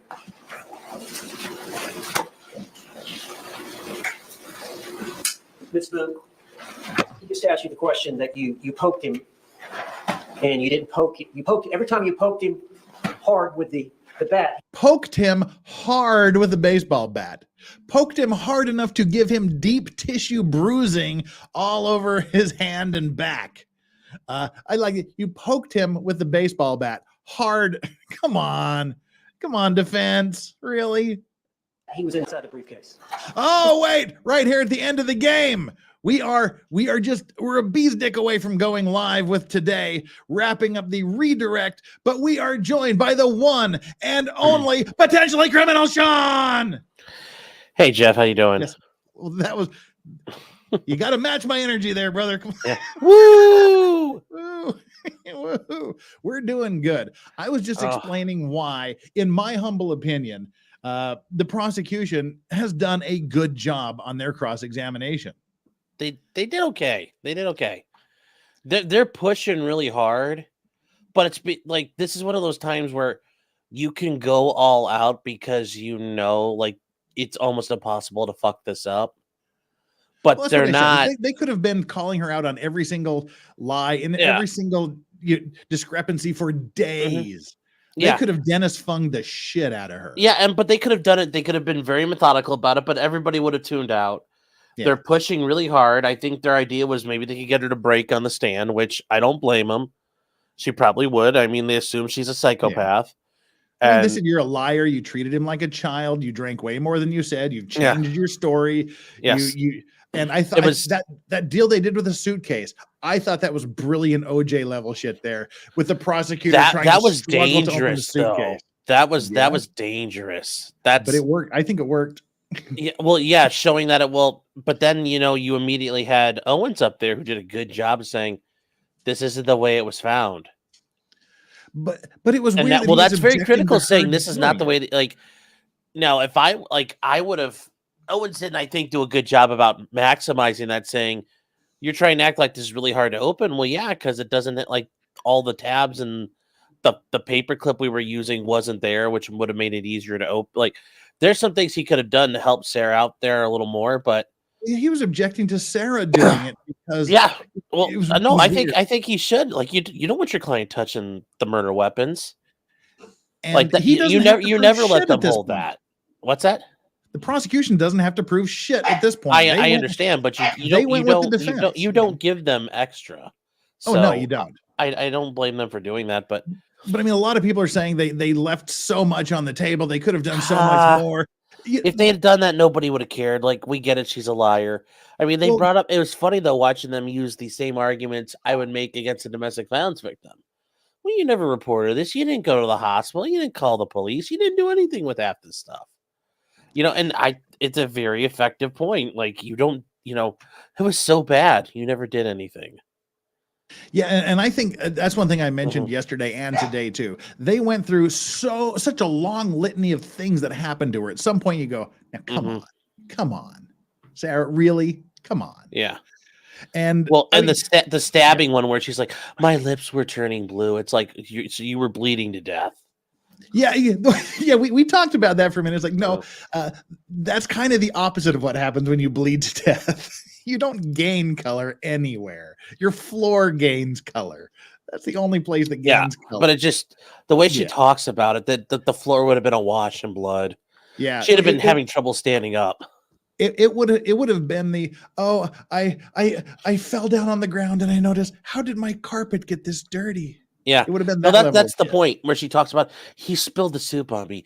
It's my favorite broccoli and cheese. It's like, those are bullshit lies. You just say he spilled a bowl of soup on me. Yeah. But we're coming near the end here. And I think the big takeaway is whether or not she did this, that train has left the station with them bringing in the battered spouse defense. She is now admitting it was intentional. She did that shit on purpose.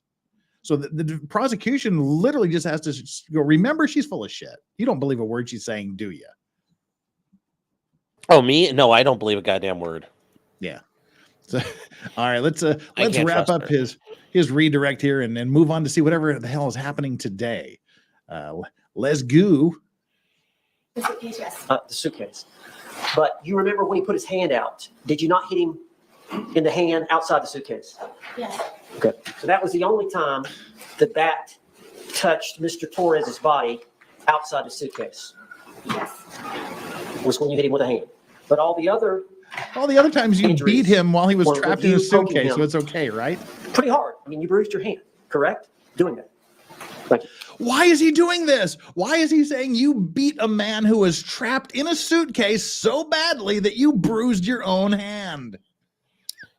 I mean, because it's going to come out. I know, but it just sounds so ridiculous. Oh, that's the end, huh? Ma'am, you can return to counsel's table. Judge, can we approach you?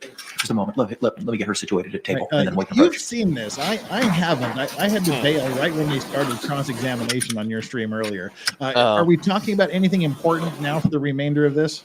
I don't recall right at the top of my head, no. But I don't know if you touched on this earlier, but the CSI techs wearing badges around their necks, that pissed me off. Oh, I didn't see. I didn't. Why You didn't notice that when the Will you CSI conduct techs were any wearing their investigation on your own? sheriff's No. badges? Oh, I'd argue that's impersonating a law enforcement officer. Oh, Personally, well, because they're doing it to show they're credible. Like, Yeah. I are sheriff, I are police Walker, Texas Ranger. Yeah, well, like they shouldn't be allowed to do that. Let's see if there's anything important here at the end.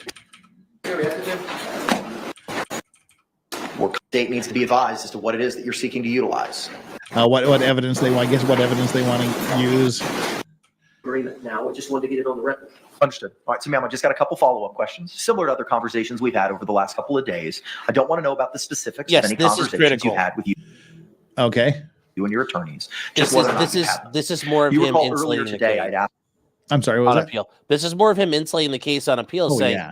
like, you know, they're not like, because she's gonna go back and scream, they didn't do what I wanted, and I was innocent, and oh Lord, help me. This So- this judge is top notch in my book. I've loved everything this judge has done. I wasn't liking the way he treated a lot of things early on, but yes, handling the trial, he's done phenomenal. Asked you questions about certain rights that you had the ability to decide. Do you recall that conversation that we had, ma'am? It was before you testified. Yes. Okay. Do you recall that I advised you that the lawyers get to make most of the strategy determinations at trial? Do you recall that? I do. And do you recall that you said you understood that? Yes, And do you also recall that I advised you of certain rights that you have? Do you recall that? I do. And one of those rights was the right to testify or remain silent. Do you recall that? Yes. Did you understand that? Yes. So this decision is a trial decision as to whether or not there's certain evidence that your lawyers are going to seek to utilize in your defense. Do you understand? Oh, so they wanted to bring in some evidence she didn't want to bring in, or vice versa. And I don't know exactly, but I think he was just making sure she understood. There were some things she wanted to do, like George's records, and Yeah. they're like, that wouldn't have mattered. We can't do anything with those. Like I said, there's a lot of shit she probably like more than once. I guarantee you this was an issue of like, look, honey, we can't do this. And let's, like, listen, Linda, honey, we can't do this. And I'm sure this is probably one of the spots Cashman had a big problem. And, Owens has been able to tard wrangle her good enough, it seems. yeah. He got her to trial. Kudos for that. Yeah. Understand that? Yes. Do you understand that they are exercising that trial strategy at this time not to pursue those medical records? I do. Okay. Do you have any Okay, here's questions the medical about records. that? Yeah. I don't. Are you on board with that strategy? I am. Are you still on board with the strategy utilized in your defense? All of it, yes. Are you satisfied with your lawyer's representation of you in this matter? Yes. All right. Thank you. There State, you go. anything else we need to address before we My retire understanding, for the evening? sorry, That's okay. my understanding is the last civilian witness they intend on All right, we don't calling care is about the Ryan. witness schedule. We're gonna go live with today, people. Mhm. We're behind by probably 20-25 minutes. So let's Let's just run at Shit. like 1.25 yeah, speed. We'll catch up. that's what we're doing. We'll get there eventually. We are currently somewhere around 30 minutes behind. No worries. We get to skip through breaks, sidebars, and fun things like. No, I don't want a sleep timer. Definitely don't want the sleep timer. Let's not boomer the shit out of this. Why Just don't they have a sleep timer installed? I don't know. It's You Sarah think Boone. like, they make more money? Yeah. They make more money if people watch it longer, like because then the ads like hit and everything. All right. Well, this is the beginning here, and just quickly before we go, we got Dara the Wholesome with the $2 came loaded for bear and used a squirt gun. In my opinion, sometimes a squirt gun can get the job done. And Adara the Wholesome, poor Georgie is rolling in his travel-sized grave. Yes, he is. All right, I'm going to start this. Oh, we got closed captions. Yay, that's the first time in 2 days.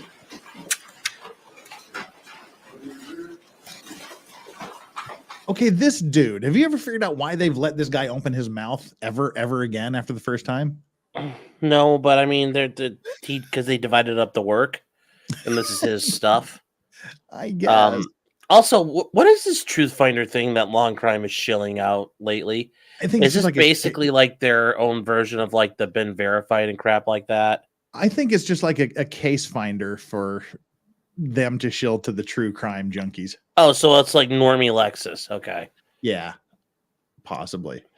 I mean, you know, find out if Sarah Boone has been convicted of other crimes, that kind of thing. Okay. I'm going to take a short waddle down the hall. I'll be right back. All right. I'll be here. So, chat, today's court hearing is brought to you by Tower 7. If you know Tower 7. Good morning. You can be seated. And can you please state and spell your name for the record for me? Yes, sir. My name is Jessica, first name Jessica, Jessica. First last name is Ramirez, Ramirez. Second last name is Delgado, Delgado. Thank you, ma'am. You may inquire, sir. Good morning, ma'am. Good morning, sir. Ma'am, how are you employed? I'm a reserve deputy with the Orange County Sheriff's Office. And how long have you been employed with the sheriff's department? 7 years. Back on July the 25th of 2018, how were you employed at that time? I was a full-time deputy sheriff for the agency. On that date, ma'am, did you have occasion due to your duties to report or to go to? Okay, who is this? Who is this fine young lady? She is a Orange County Sheriff's deputy. Like, Mosita Mita Dasiles Gonzalez, I think. So I'll just call her Gonzalez. sheriff's deputy. Yeah, Deputy Delgado something. Okay. It's all hyphenated. I'll just call her sheriff's deputy. Thank you. Yeah. Yes. That's a mighty new uniform. Nice and crisp. That's an and interesting well- hair up front. Yes, sir. Yeah. Do you recall Covering up that 5 head. what you were going there for? Oh, Betty Boop. Yes, I like sir. I it. was a backup deputy for a call involving a male kicking a female in the face. So it came out as a domestic call. Okay. And was Allegedly. there another officer who also responded? Yes, sir. He was the primary. Okay. Ma'am, while you were there, did you have contact with Sarah Boone? Yes, sir. While having contact with Ms. Boone, were you able to observe any injuries? Yes, sir. Person? Yes, sir. She had swelling and bruising in her right eye. And ma'am, were you able to make contact with Mr. George Torres? Yes, sir. Were you able to notice any injuries on his person? Yes, sir. He had red markings and some abrasions around his neck. Ma'am, at a certain point in time, did you place Ms. Boone under arrest? Yes, sir. I detained her and placed her in my vehicle. Ma'am, at that time, do you recall or remember Ms. Boone asking you, why am I in trouble? Yes, sir. And without saying what you said, but did you respond to her? Yes, sir. After that, ma'am, do you remember Ms. Boone asking you, why? Because I fucking fought back. Yes, sir.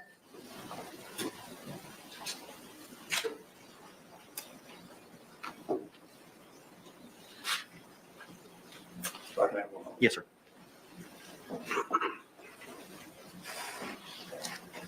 No further questions. Thank you. Any cross-examination? Wow, that was intense. You or the other responding deputies- Well, to establish she admits to fighting Yes, sir. back previously. Yeah. After concluding all of your investigation, which involved talking to both Mr. Torres and to Ms. Boone and making your observations of the two of them, did you all make final decisions about how to handle your investigation? The other deputy, which at the time was Deputy Zito, was the one that made that determination. But collectively, what you all looked at was statements from Ms. Boone and Mr. Torres, correct? Yes, sir. And your physical observations of both persons? Yes. And then whatever else you may have observed on scene? Yes, sir. And do you take into account people's demeanor when they are giving you statements, when assessing their credibility? Yes, sir. Any other questions? Any redirect examination? No, Your Honor. Can this witness be released? Yes, Your Honor. Yes. Fine, thank you. Thank you. All right, riveting testimony. Boot to the head. Yep. All right. And again, conveniently, the only That's person who correct. can rebut these stories is in a hole in the ground somewhere. Yeah. Deputy John Well, that's how it goes in most murder cases, though. Yep. we need more clairvoyance in. So, in Wilder, you're saying why did the defense call her? Because now they can establish she's already admitted to fighting back before.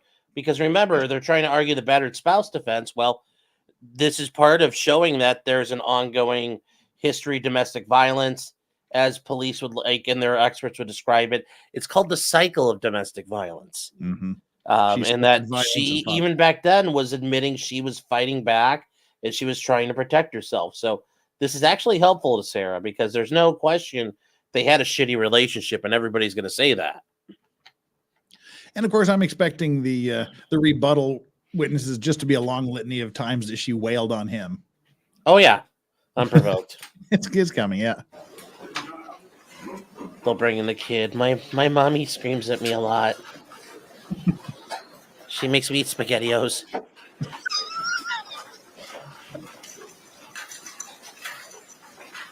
Uh-oh, we have Officer Lumpy here.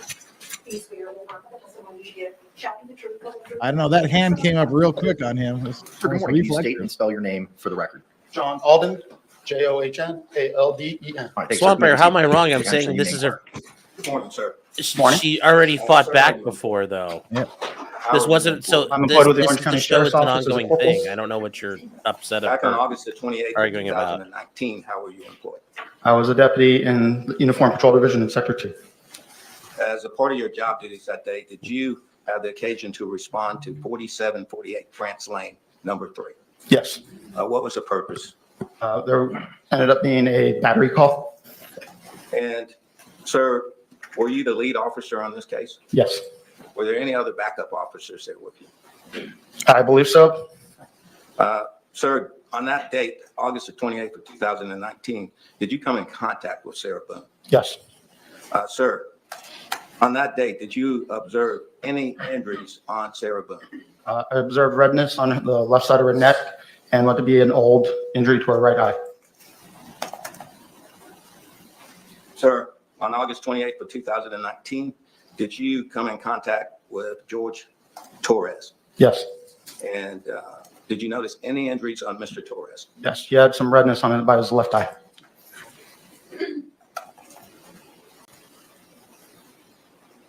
Sir, on that day, was Mr. Torres placed under arrest? Yes. Thank you. I have no further questions. But that was the day she was placed under arrest too, wasn't it?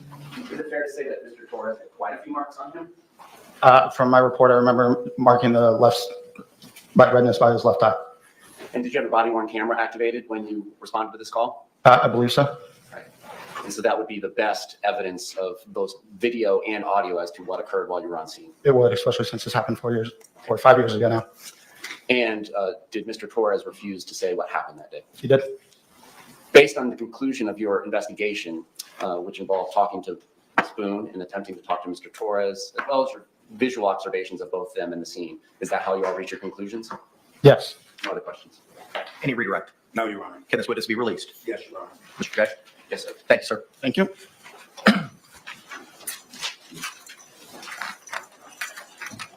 All right, they're just burning through the witnesses. Defense, you can call your next witness. I think it's time to me to make another Boone Tang suitcase cocktail.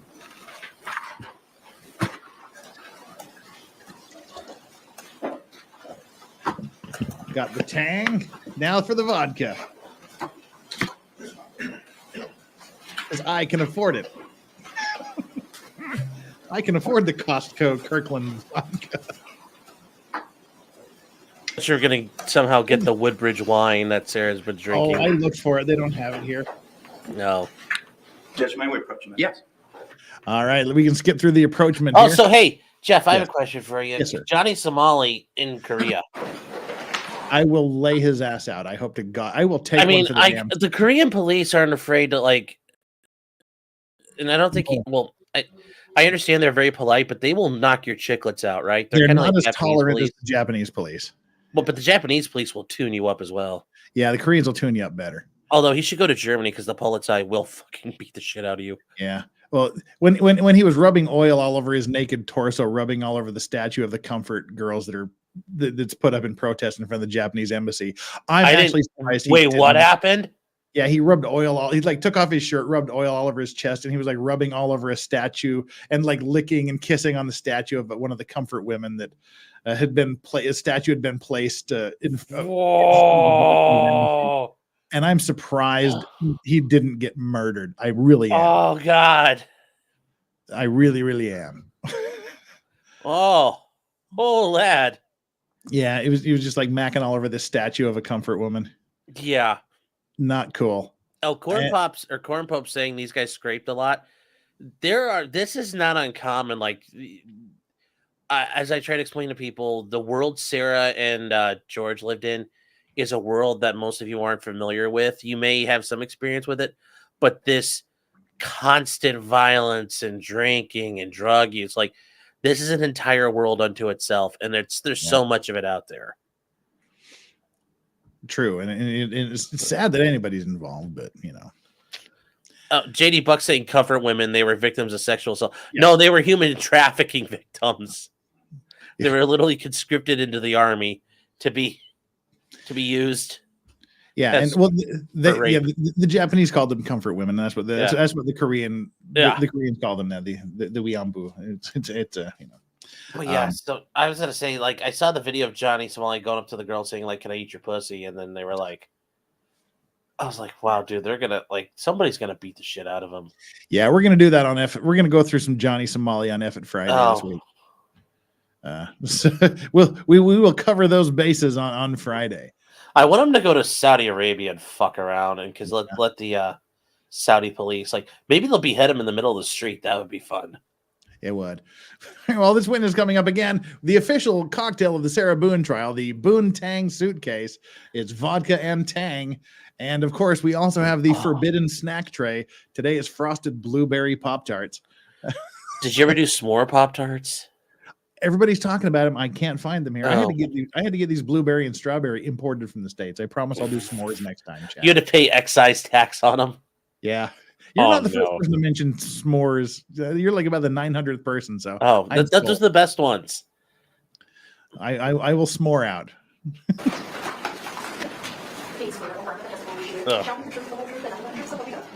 Good morning again. Could you state your full name and date of birth for the record? Or sorry, full name and spelling for us. 1.5. It's Chelsea Ketzel, CHELSEY. Last name is KOEPSELL. Thank you. She's back on the stand, huh? Yeah. Good morning, ma'am. Good morning. What's Fluxel like that? In relation to this Fluxing, case, she's hot. on February the 26th of 2020, did you have the occasion to interview Abraham Marino? Yes, it did. Was that interview recorded, ma'am? Yes, it was. You remember, as part of that interview, that Mr. Marino tell you that he had contact with Sarah Boone on February the 24th of 2020? Are you asking the night of the incident when police were called out? Yes, the next morning. The day that we were called. That you were called out. Okay. So yes, he did have contact with her, but it wasn't in the morning. It was while we were there. Yes. Okay. What time did you get there? That's probably what's going on. I got there around 14-20 hours, which would be 2:20 in the afternoon. Okay. So the afternoon on the 24th? No, it was later. I recall, I believe I was doing paperwork in my vehicle. So it would have been at some point during the investigation, but it wasn't, I didn't notice him until, I'm not sure if I noticed him until before or after Sarah was interviewed. All right. But to his interview part, the interview, did he tell you in the interview that he had contact with Ms. Boone on that day? Yes, he did. Did he tell you at that time that Ms. Boone had made a statement to him? Yes, he did. Do you remember what that statement was? I don't wish to quote what he stated. So I don't know the exact verbiage, but he basically replayed what, I'm not sure if he replayed what exactly occurred that day, but I do know he mentioned something about, she mentioned being dragged down the stairs a couple days prior. Did he say to you during that interview that Sarah Boone told us that a couple of days ago they had gotten into a fight where he grabbed her by her hair and dragged her down the steps? I would assume that he's reading my report, and that does sound similar to what my report should say. So this statement was given on the 27th of February. I'm sorry, the 26th of February. Would you agree with that? Yes, I will. Okay. The contact and the statement that Ms. Boone made to Mr. Moreno was on the 24th of February. Is that correct? Repeat the question. I'm sorry. When Mr. Moreno is saying that Ms. Boone came up to him and made this statement that we just talked about, Yes, that was on February the 24th. Is that correct? that is correct. So when she said a couple of days ago, that would have brought it back to February the 22nd. Is that correct? Potentially, yes. Potentially criminal. And by the way, make sure you open up a separate window and subscribe to Potentially Criminal. During that interview with you, did Mr. Moreno ever indicate to you I love that when they use the when he term. had contact with Ms. Boone, Part of the reason why I on did it. 24th, that Sarah Boone told him what happened was an accident? Did he say that Sarah Boone stated that she was teaching him a lesson and things got out of hand and that she fell asleep? I don't recall the entirety of that being accurate. Wait, she just testified she didn't teach him a lesson. There's no lesson to teach, was her exact words. Yeah, I wasn't, there's nothing to teach. There's no lesson to be learned. I was just teaching him. Followed shortly by the, what was it she said? Brian was not reminding me to pick up our son. He was just making sure I didn't forget or something. Yeah. No, that, yeah. Well, Yeah, I don't recall the entirety of what he just said being accurate. Do you remember him saying that at all? He did say that she had, I believe he said on the recording, passed out. So that's why, like, part of the statements might be accurate, but. Ma'am, would it refresh your memory if you were to see the recorded statement? His recorded statement, the Yes. transcription? Yes. Sure, yeah, great. May I approach the witness? You may. How the heck do I manage to be awake? Ladies and gentlemen, I have just entered my 40th hour without sleep. Ugh. All because of you. Okay. I did it for you I don't recall all the yesterday. statements that you asked, or the way you asked it, but Would it help if I repeat it? sure, yeah. Okay. You asked, like, you said multiple statements, Yes, so ma'am. this was a, like, 11-minute interview. I'm giddy now, so The statement would be I've passed the that- problem stage. Sarah Boone stated to Mr. Moreno Mhm. that she was teaching him a lesson and things got out of hand and that she fell asleep. And I'm wanting to know Did you if say, okay, I thought I heard you say passed out the first time. I'm not sure if you said passed out or fell asleep. she fell asleep. Fell asleep, okay. And what I'm asking is there any indication that he told you that statement on the date of that interview on the 26th?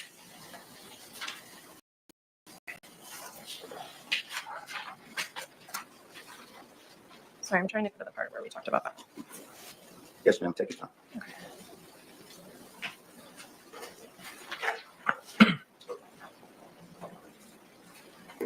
Got to admit, work was a bit rough today.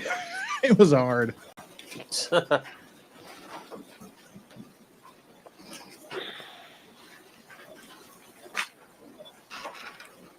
Okay, so like I had stated, there were certain things that I thought was accurate from your statement. He stated, I don't really, do I just read exactly what it says? Do you need, like, the number next to it or Yes, anything? I have no problem if you reading what he said. Okay, then she, Approach. All right. We have an objection that we get to skip through.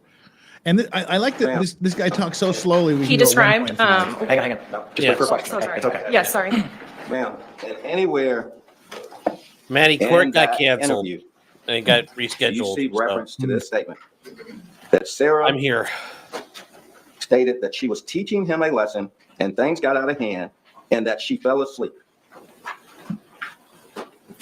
No to the two parts, the first two parts of your question.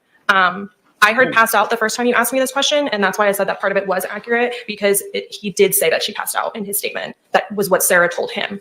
Okay, did she say she was teaching him a lesson? Is that in there? No, And things got out of hand. Is that in there? no, don't recall that. She's a good witness. May I approach the witness? Yes. I've liked her both times she's testified, then and now. She's done pretty good. And again, ma'am, this interview was on February the 26th of 2020. Is that correct? Yes, it was. Thank you. I have no further questions. Any cross-examination?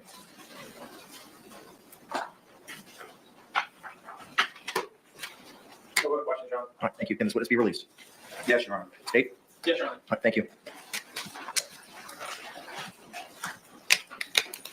Snarky with the 2 pounds says Johnny Somali needs to come to Glasgow and try that. Hopefully he will. Jess, go next witness. I believe Dr. Brandon is here. Right. Thank you. Ooh, We're bringing in the medics, the medical people, the experts.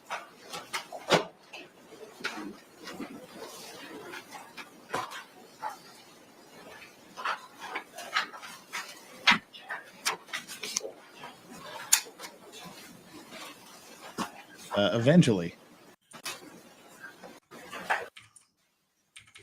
All right. Skipping. All right. Is it buffering? Is anybody moving? What's going on here? She can't possibly be that still. Yeah, oh, that's them. It's a them problem. All right. Very good. How's the puppers doing over there, John? They're doing pretty good. Good. Yeah, I had that freeze up last night a couple of times. It was very weird. Yeah, and of course, everybody blames us. Boomers. I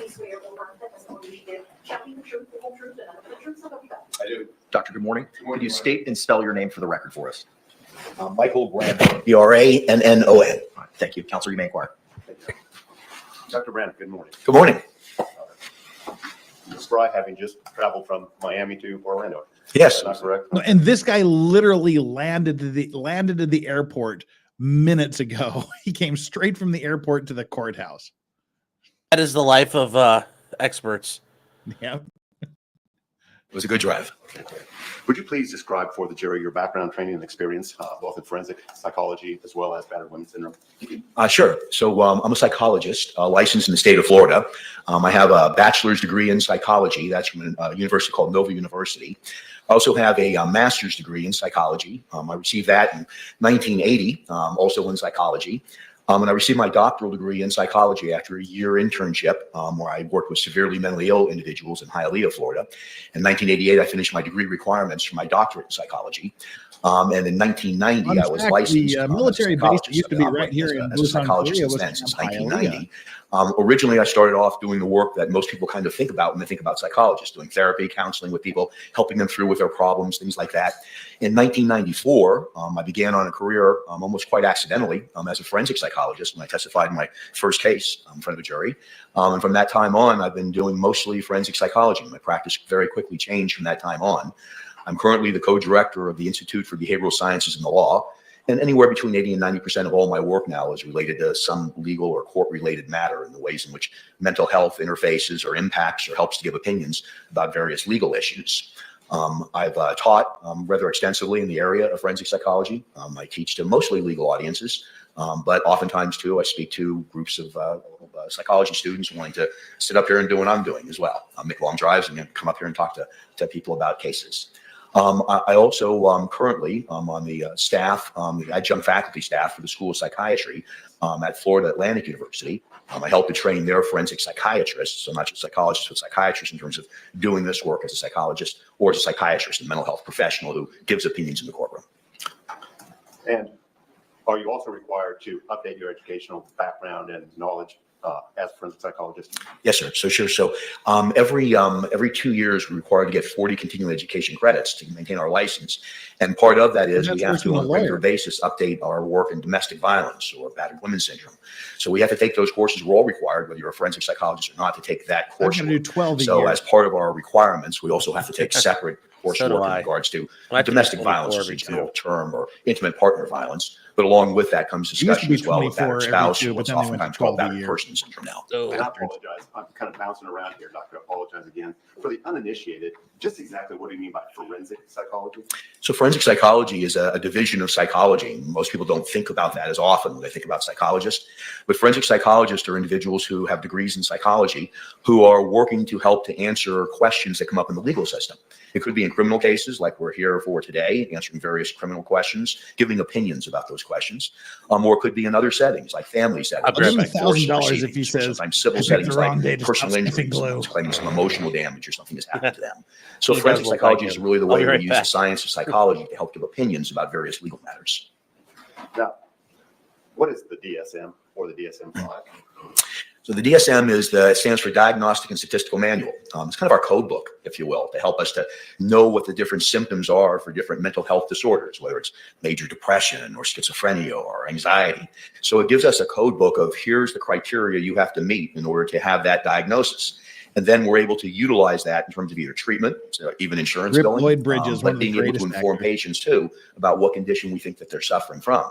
It's been updated many times over the years. It started just DSM, and now it's at the Diagnostic and Statistical Manual 5th edition, text revised. So we've gone through a lot of revisions over the years to try to fine tune in an empirical or scientific way what the elements are, if you will, of various mental health conditions. Now, you've been asked to testify today in regards to battered women's syndrome. Is the battered women's syndrome identified or located within the DSM-5? So it is not. It is not a diagnostic category in the DSM-5 or other coding books as well. There's others besides the DSM. That's just the most popular one. But it's not a formal diagnosis that it is contained within that book, a classification manual that I just told you about.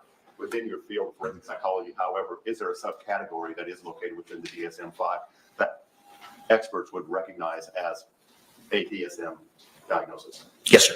And what is that, sir? So that category would be in the trauma section of the DSM-5 TR. There's a whole category on trauma disorders, and it's most closely related to something that we call post-traumatic stress disorder.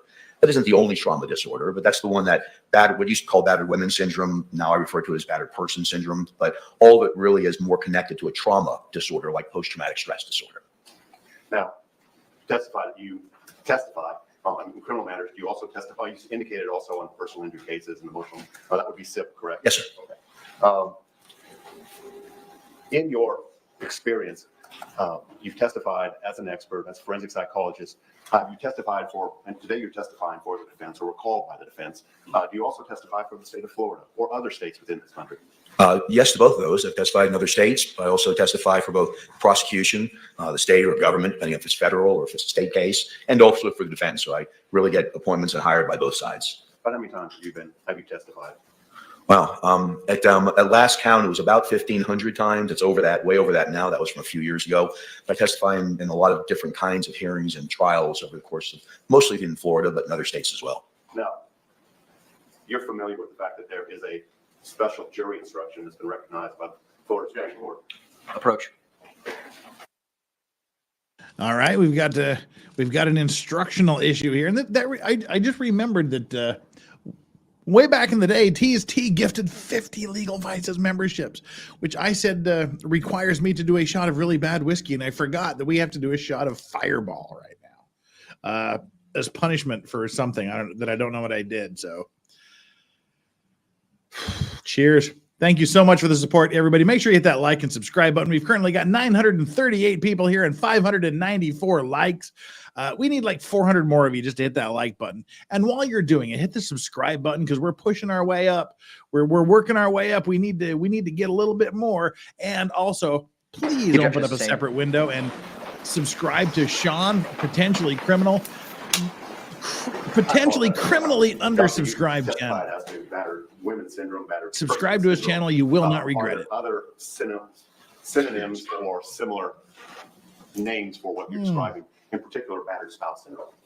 Well, we talk about it in terms of trauma disorders like post-traumatic stress disorder, but the way when it's applied to the legal system is called battered wife, or that was the original terminology for it, battered wife syndrome or battered person syndrome. So it really depends on your setting. So in this setting, we oftentimes talk about this particular condition that I've been, Bless you. I've been asked to talk about today, is really referred to as battered spouse syndrome. And have you been asked to give your opinion as a legal expert on battered spouse syndrome? Yes, sir. How frequently have you been asked to do that? I've been involved in about 100 cases of just that alone. I've been involved in some sort of testimony about 50 times. And you indicated that you testified for the state, you testified for the defense, you testified in state cases, federal cases. Could you break down on a percentage basis the number of times you testified for the state versus testifying for the defense? It's really close in terms of last time we looked at it, it was about 50-50. On most cases, like for instance, if there's a case that involves battered spouse, potentially battered spouse or battered wife syndrome, I'm usually called by the defense first because they raise the issue. If you're called by the prosecution, whether it be federal or state, what oftentimes happens is it's in response to a defense expert that's been called. So do I agree or disagree with that other expert? So I'm usually, the call usually comes first from the defense, but in terms of who I'm hired by, it's pretty even. It's about 50-50. Now, This time, Your Honor, I'll proffer the witness as an expert in the field of forensic psychology. Yes, approach. All right, more approaching going on about whether or not the guy's is an expert. He's going to be qualified as an expert. I don't know exactly what they're going to be talking about up there, but something. he'll be qualified as an expert. There we go. Oh, Seed Fan 85 with the Australian $5. It's past our bedtime, Seed Fan 85. If there's battered wife syndrome, why call it battered spouse syndrome instead of the battered husband syndrome? Well, it was battered wife syndrome. Then they said, oh, wait a minute, men can be victims of domestic violence as well.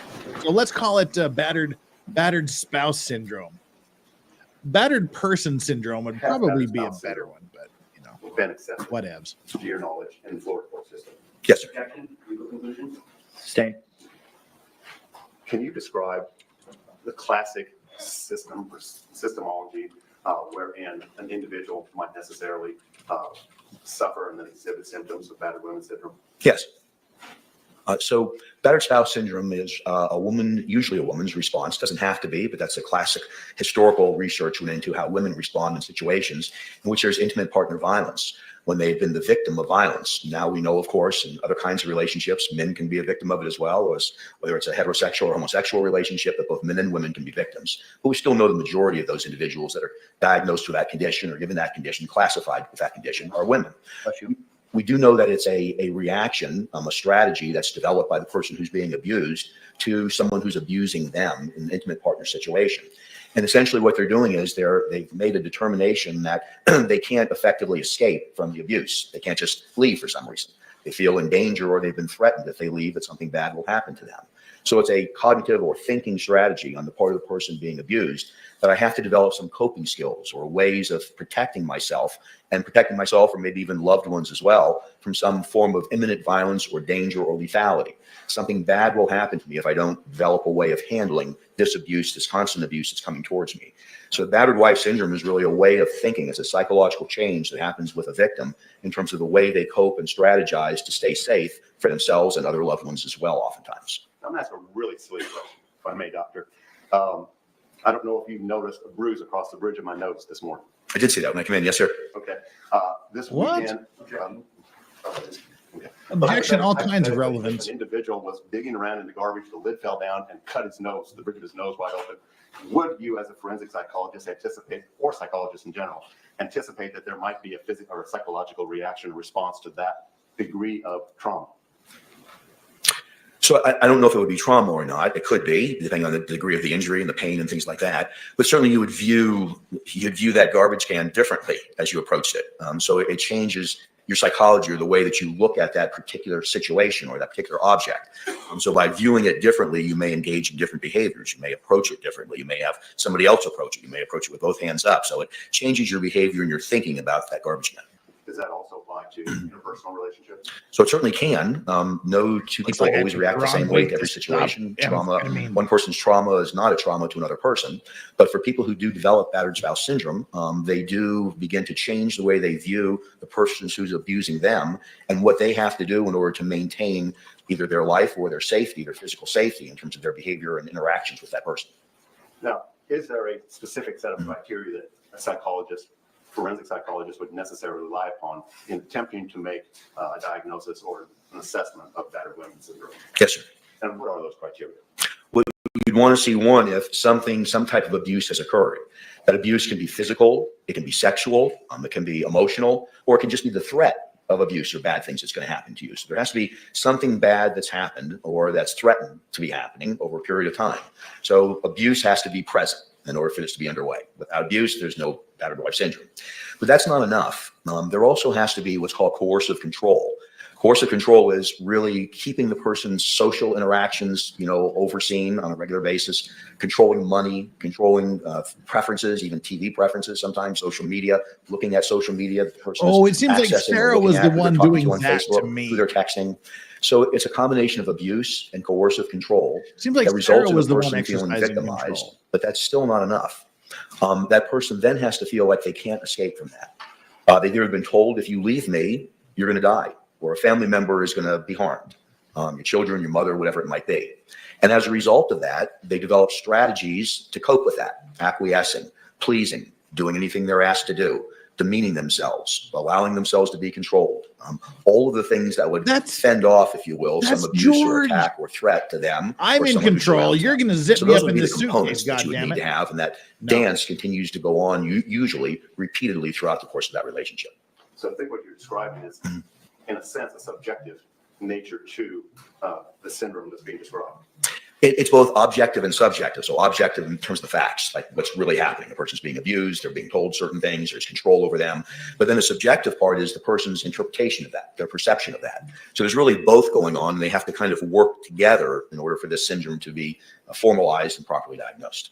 You indicated that there sometimes may be some defense mechanisms that are, or strategies that are devised by the battered individual, the abused individual. Yes, sir. In your experience and your training, do controlled substances, alcohol, Alcohol is not a controlled substance. frequently appear in your analysis or assessment? Yes, and the way they appear is they can appear either from the abuser or the abused or both. What can happen from the abuser standpoint is they may only be abusive, or the abuse may become worse if they abuse substances. From the abused standpoint, it may be self-medication. It may be a way of coping with the anxiety that there's going to be something bad that potentially could happen to them or somebody else. It's kind of a way of dealing with walking on the eggshells. So if I use substances, that can deaden the pain, if you will, for me, or help me to forget about it. So it's oftentimes, not always, but oftentimes part of either the abuser's behavior or the abused behavior. Do they, in your experience, do they, on occasion, actually defend the individual that is abusing them?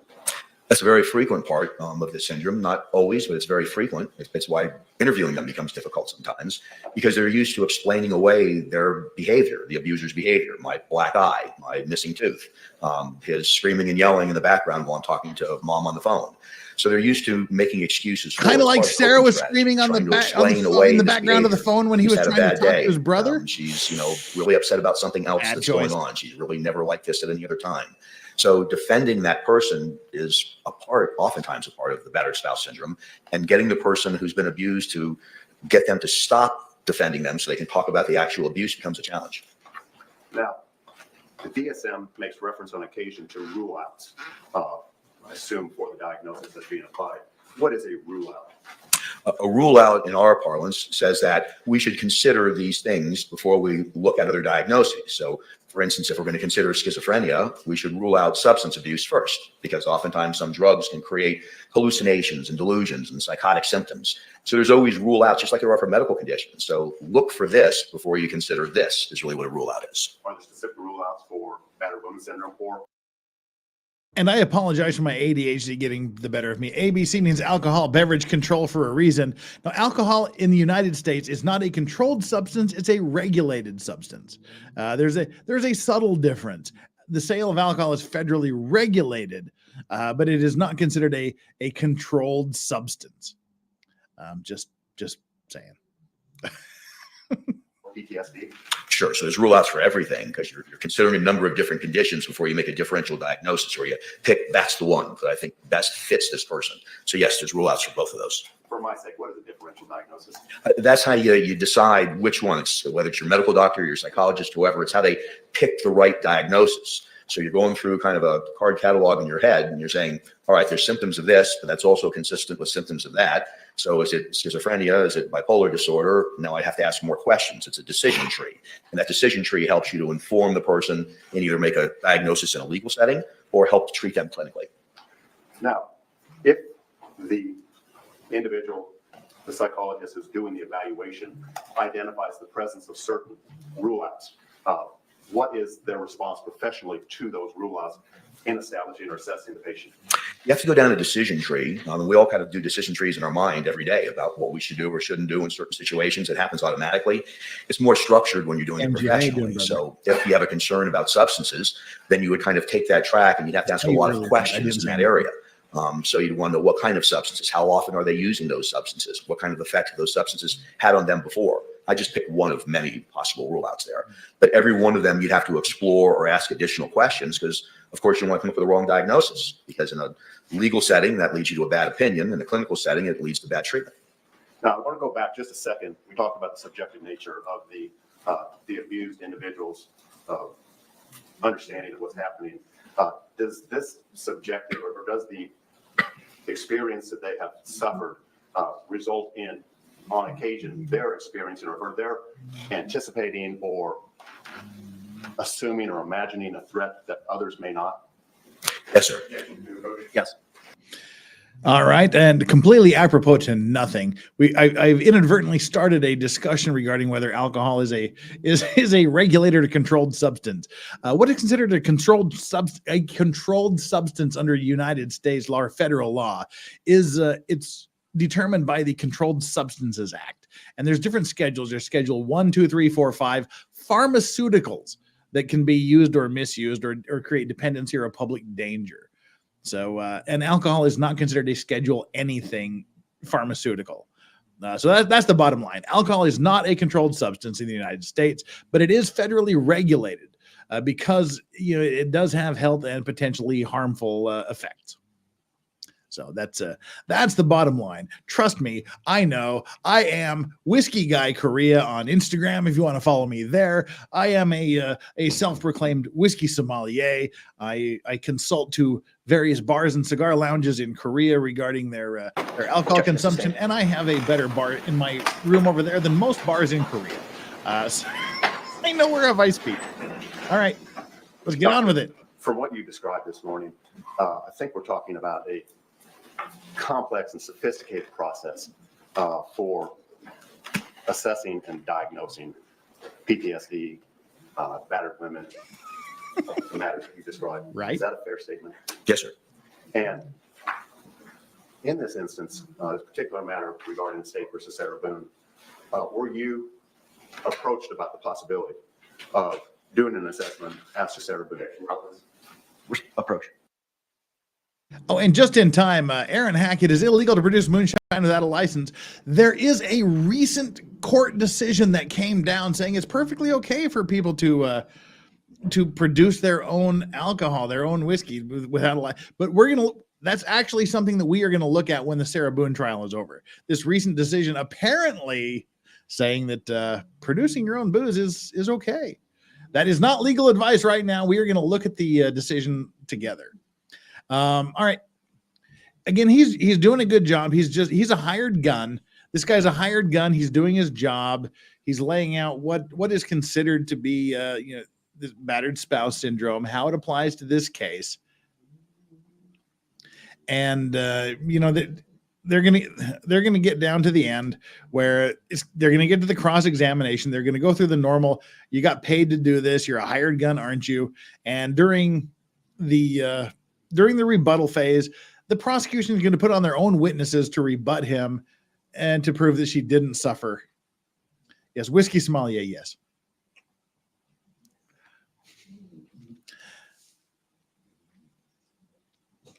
All right, we're waiting for them and Sean to come back. Sean has gone AWOL. Island says, sounds like George was battered. Awkward. Yeah. Wouldn't be DUI be a form of control? And we're talking about the product itself, not the laws that crop up around it. DUI is a punishment for driving while impaired. It's not the type of control that's being talked about in the Controlled Substances Act. Objection sustained.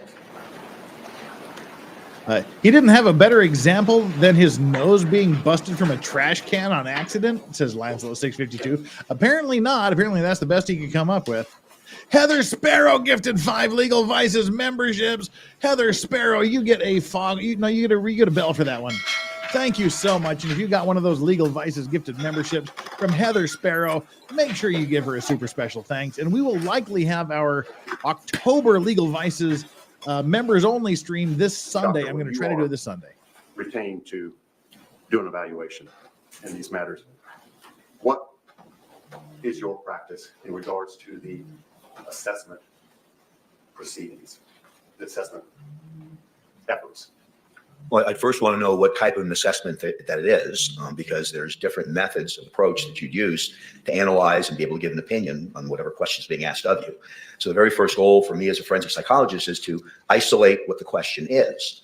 So what are they asking me to do? Because I want to know, A, can I do that? Am I qualified to do that, or should I refer that to somebody else? Or Hang on, I'm B, going to is leave that you something in I'm gonna have Yoda's enough, hands for a minute. time I'll be to do right and back. enough resources to do. Then the next thing I would do is start asking questions about specifically what you already have or what can you get to help me answer this question. So right away, I'd start to find out what's available.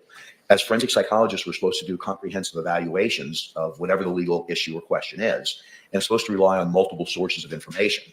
So depending again upon the question, I'm trying to then define early on what are those multiple pieces of information I'm going to need to help to try to give an opinion and an educated opinion about that matter.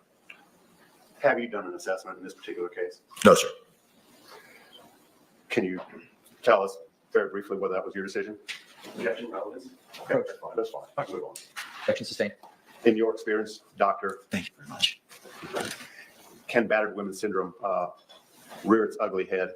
For instance, when there are threats to other members of the family, 2-legged or 4? So yes, that's very common, that it's not just the person. It increases the terror from someone who's doing the abuse to mention other family members that they might also suffer abuse. So whether it's emotional or physical, those type of things are very common. Not always, but it's very Emotional common, of course, in damage. domestic violence cases or intimate partner violence cases. Welcome back, Sean. And that fear How you doing? that's developed by the abused individual may exist. Rip all of those actors, contemporaneously with George C. other Scott, issues, Kirk Douglas, and alcoholism, Lloyd Bridges. Depression, and the like. Is that correct? Yes, so they can all be combined together. And certainly that increases if there's other family members that are threatened or live in the same home or close by. That can increase the terror. The purpose of that is to increase control, to make sure the abuser has more control over the person who's being abused. 1 second, Your Honor. Yes, sir. So, This guy seriously needs to be like a 1950s cop.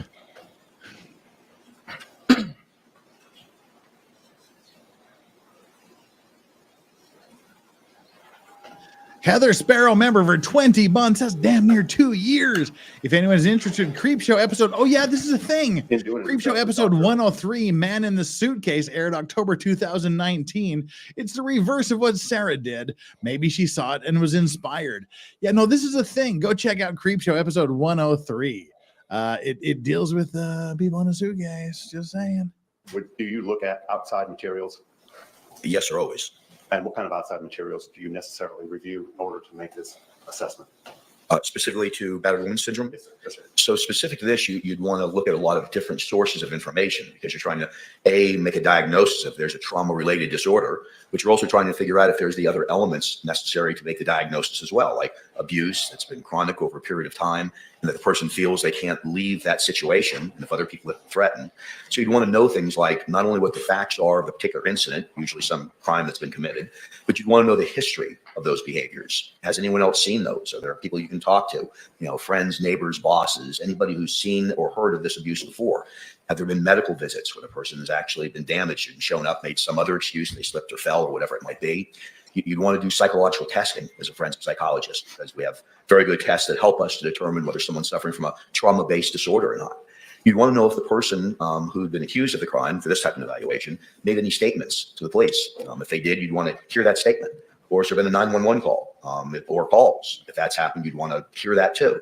So any evidence you could collect, these are some of those questions I was talking to you about before. You want to ask the person who's trying to hire you in the beginning, well, tell me what you have, because you'd want to see whether or not you're going to be able to make this analysis or not. So it's not good enough just to talk to the person, because that's just one form of information. It's almost like being a behavioral detective, if you will, as a forensic psychologist, because we're trying to get as much evidence wrapping around our interview with the person as possible to be able to guide our questions, but inform us and see whether there's what we call convergent validity. It's a fancy way of saying, does everything agree with each other? Does everything connect in a way that it all sort of makes sense? Or are these strange conflicting pieces of evidence that we need to explain away, or it just doesn't fit the criteria? So it's a rather comprehensive and complex evaluation that has to be conducted to come up with this. And the final piece I'd say about it is that because oftentimes the abused person is defending still the person that they've oftentimes committed a crime against, it takes a bit of time to get to where you need to go.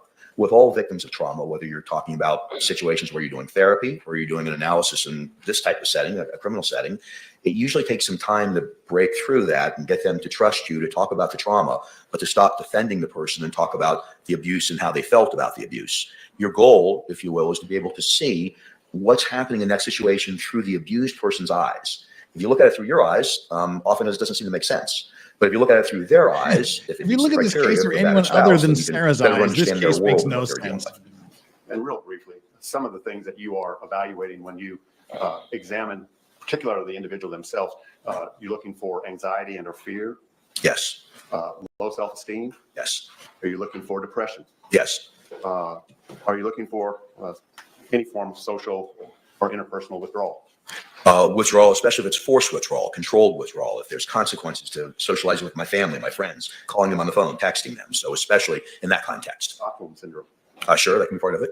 And what is Stockholm syndrome, real briefly? So it's really adapting to someone who's captive or taking over a person, controlling their life, sort of adapting to that situation. The famous model of that would be many, many decades ago, a woman called Patty Hearst, who was kidnapped. Patty Hearst, but it's taking on the beliefs and It's taking on an Symbionese Liberation acceptance, if you Army. will, of a kind of a captive Symbionese situation. Liberation. And in situations with women who have been abused who meet the criteria for They battered did spouse some- syndrome, they oftentimes adapt, defend, and What was that? They did kill feds. That was kind of based. I'm just saying. It wasn't all bad. Any ADF, FBI, CIA, any alphabet agencies watching this, that was potentially criminal. Sean that made that comment. They already Not know. me. They know. Oh, they know. They're already on to you. take on in an acquiescent way that this is okay. Practice And I'm in part of the Korea. situation as opposed to the situation. Will this syndrome exhibit itself in physical attributes? It can, at times, even physical illness at times. Inability to sleep, inability to keep food down, and those type of things. Sure. Yes, sir. Would that individual potentially experience hypervigilance? Well, that's a large part of it. Any trauma-based disorder is hypervigilance. Maddie What Beast on changes his when you base. traumatize any kind of trauma, Yes, sir. not just Yes, abuse. yes, Maddie. But what changes is your perception of danger. So whether it's the lid of the garbage can hitting you on your nose, or whether it's someone being abusive towards you, those situations change your perception of danger. So you no longer see that object or that person in the same way. You have a foreboding sense of danger could occur. So other people may not perceive it with that person. He's so nice at work, or he's nice in these other settings, or he's so great on the softball field, but at home he's different. So that person who's being abused, their perception changes. Does that include denial? It could include denial, and oftentimes. Okay, this is an important. I think this is an important thing that he's. This is an important point he's making. The standard is not the objective everyday person.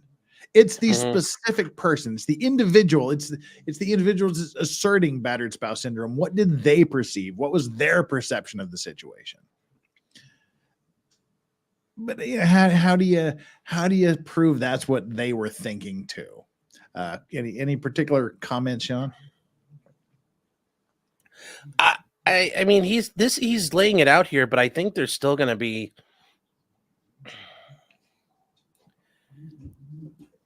I think I want to hear how he explains it. If I missed it when I was away, I want to hear how he'll explain Sarah trying to explain to the cops, well, it wasn't intentional.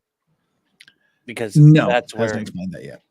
Yeah, and just the way that it doesn't seem like, you know, on the suitcase, it seemed like revenge killing more than, you know, I'm doing this to protect me. Yeah, I think they're just going to try to Jedi mind trick us with that. It never happened. This is not the defense you're looking for. Move along. Maybe.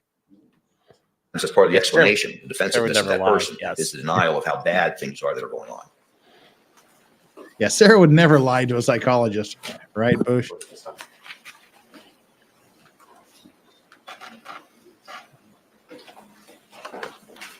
Any cross-examination? Yes, sir. Oh, that was the end. Jesus, this guy did nothing. Good morning. Nice to see you in person. Good to see you again. So there's a subjective component to trauma, is what I understand you're saying, correct? Always. Yes, sir. And so hypothetically, a couple could be in a 3.5-year relationship with physical violence, emotional violence, even sexual violence. But either or both of those partners may or may not believe that is a traumatic experience for him or herself, correct? Yes, sir. People mistake the stimulus about what happens as the trauma. But the trauma is really the reaction to it. So bad things that happen, people don't always react in the same way to them. So yes, sir, that's correct. So for instance, a homicide detective or a homicide prosecutor may go out to a scene and see a freshly dead body, and their perception of that environmental stimulus may be very different from somebody who works at Dunkin' Donuts and just gives us muffins in the morning coming across a dead body. Is that fair? Yes, sir. That homicide detective may be able to go eat lunch right after it, and the other person who works at the donut restaurant may not be able to eat for a couple of days as a result. So yes, perception is a big part of how trauma occurs. And I understand your answers today, and I'm not saying that they were different the other day, but I understand you to say that it's very important to do a comprehensive evaluation to get the full picture of what is going on in the perceived battered spouse mind. Correct? Yes. Okay. What do you think about that, Sean? I think it's interesting that he seems to be saying that even though Sarah perceives herself as the victim, she may not be. It may be George who is actually the victim. I think that's actually good. It shows he's being honest, that he's showing, like, sometimes it can be wrong. I think he's still in the beginning stages of explaining how this all shakes out, that hasn't applied it yet. But I think it's important to do that, because if he just comes in here and says, oh, my Sarah baby didn't do nothing wrong, she's just a nice girl ever, like, well, nobody's going to believe that. Yeah. And we have the issue of all this going back and forth that they have to discuss. Yeah. And again, I mentioned that earlier. I think the entire rebuttal is going to be their expert saying this was not battered spouse syndrome, and a litany of things that he suffered at the hands of Sarah. Mm-hmm. Yeah. But at the end, I don't think this is moving the defense's case forward. Mm-hmm. No, well, we'll have to see where it gets going from here. I mean, it could certainly be coming up soon. Do you think she's going to want? Objection is overruled. Not right now. I think best case for her, lesser included manslaughter. Best case could possibly have when making an assessment about the battered spouse syndrome, correct? Yes, sir. It's a relevant piece of information. Yes, sir. And would you agree that obviously the person who is accused of committing a crime, there are credibility issues that you do need to care for when relying upon that person's history provided about the events? People will lie to protect their own interests. With the intimate partner. Yes, sir. In every forensic evaluation, that's the case. Is this particularly important if there's a comorbidity with an alcohol abuse disorder? Yes. And can you tell the jury what alcohol abuse disorder means in the DSM-5 TR? Sure. It's the biggest part of it is it's not just the use of alcohol, it's impairment that happens as a result. So it's the excessive use of alcohol, but that could mean something different, just like the excessive use of marijuana might mean. But it's the use of alcohol to the degree that it impairs or affects a person's life. And with that may come a lot of other things like deceitfulness or aggression or unreliability, sleep or somatic problems, difficulties. So, but the important thing to remember there is that it's the use of a substance that impairs or affects a person's life. And if there is alcohol involved in the histories being given about either the event in question or any preceding events, must the evaluator take that into account when evaluating the memories and perceptions of the person giving them that history? Yes. So in introducing that new topic about memory, we know that substances can interfere and impair memory. So as a result of that, you'd want to know what they were using, how close it was. If you're talking about a particular event like a crime, you'd want to know if there was substance usage, and if so, what the person's memory functioning was, and does that match up with other sources of information about what those events were. Are you familiar with the narcissistic personality disorder? Yes, sir, of course. Is that something recognized in the DSM-5 TR? Yes, sir. And can you tell us whether or not a person who is giving a history, whether it's the patient/client or whatnot, has traits, perhaps not a diagnosis, but even just traits of the narcissistic personality disorder? Is that something the evaluator should account for in evaluating the credibility of the history given? Yes. And why is that? Well, because all forms of disorders or conditions or just traits may lead to inaccurate information, either not purposely or purposely. They may be deceptive. So certain personality disorders or traits can lead to deception or inappropriate or inaccurate information. That's why you need more than one source of information. Does what this person is saying to me check out with other sources of information? And I don't mean to quiz you on it, but can you tell us some of the criteria for the narcissistic personality disorder? I can, yes, sir. So it is a grandiose sense of self-worth. It's the consideration of yourself over anybody else. It's kind of operating your own world. So it's an inflated. Well, I kind of side with Zaphod Beeblebrox from Hitchhiker's Guide to the Galaxy on this. If there's anything more important than my ego around here, I want it caught and shot now. So I may be suffering from this. I don't know. sense of who you are. It's a misperception of how important you are to other people and your meaning to other people. It's a sense of specialness that you stand out from other people in terms of special skill or skills. I and excel at that other everything people, I if they do, don't says recognize that, Sarah they Boone. should recognize that. So the biggest heading there is an inflated sense of self-esteem and grandiosity. Are you familiar with an adjustment disorder diagnosis? Yes, sir. And is that in the DSM-5 TR? Yes, sir. Correct. Can you tell us about that? Adjustment disorder is a person's reaction, and it could be emotional, it can be behavioral, or it can be both, to a situation that occurs. You broke up with your boyfriend or girlfriend, so you're upset about that. And so as a result, you're tearful, you're anxious or nervous or worried about what may happen to you as a result of breaking up with them, or you behaviorally may start not going to work, or get into more arguments or fights with your children as a result. So it's a temporary reaction to a stressful situation that occurs in some individuals. And hypothetically, if a person who is giving a history for criteria of diagnosis, let me strike that. If somebody is giving a history and that is being used to come to an evaluation conclusion of battered spouse syndrome, if that person has been diagnosed with adjustment disorder predating the traumatic relationship, is that something the evaluator should take into account? You'd want to know any prior diagnosis because it may not necessarily be exclusionary, but it could. So adjustment disorder is a temporary reaction. You're upset, you have a temporary, and most of them just go away on their own. Whereas something else like a traumatic stress disorder is long-term. It's something that person's stuck with for a period of time that usually doesn't just go away on its own. So yes, you'd want to know that. For that term I used before, that differential diagnosis, you'd want to know those things to compare and contrast them and hold them up against each other. Now, hypothetically, if somebody says things like, I'm the best thing that has ever happened to you, and Sean, if I told you had a beautiful argument, would you hold it against me? Yes. somebody says things like, I'm the best thing that has ever happened to you, and I'm the best you'll ever do. Are those indications of the narcissistic personality disorder? Well, it could be. You wouldn't want just that alone. You'd want to see if that was happening in other settings. Is that happening on the job, with friends, with family members? Is it showing up on psychological testing? But certainly that would be a red flag. You go, I want to pay more attention to that. I want to investigate that further. And is it important when evaluating trauma-based disorders, because they're based on emotional reactions, to do that rule out on alcohol or drug use?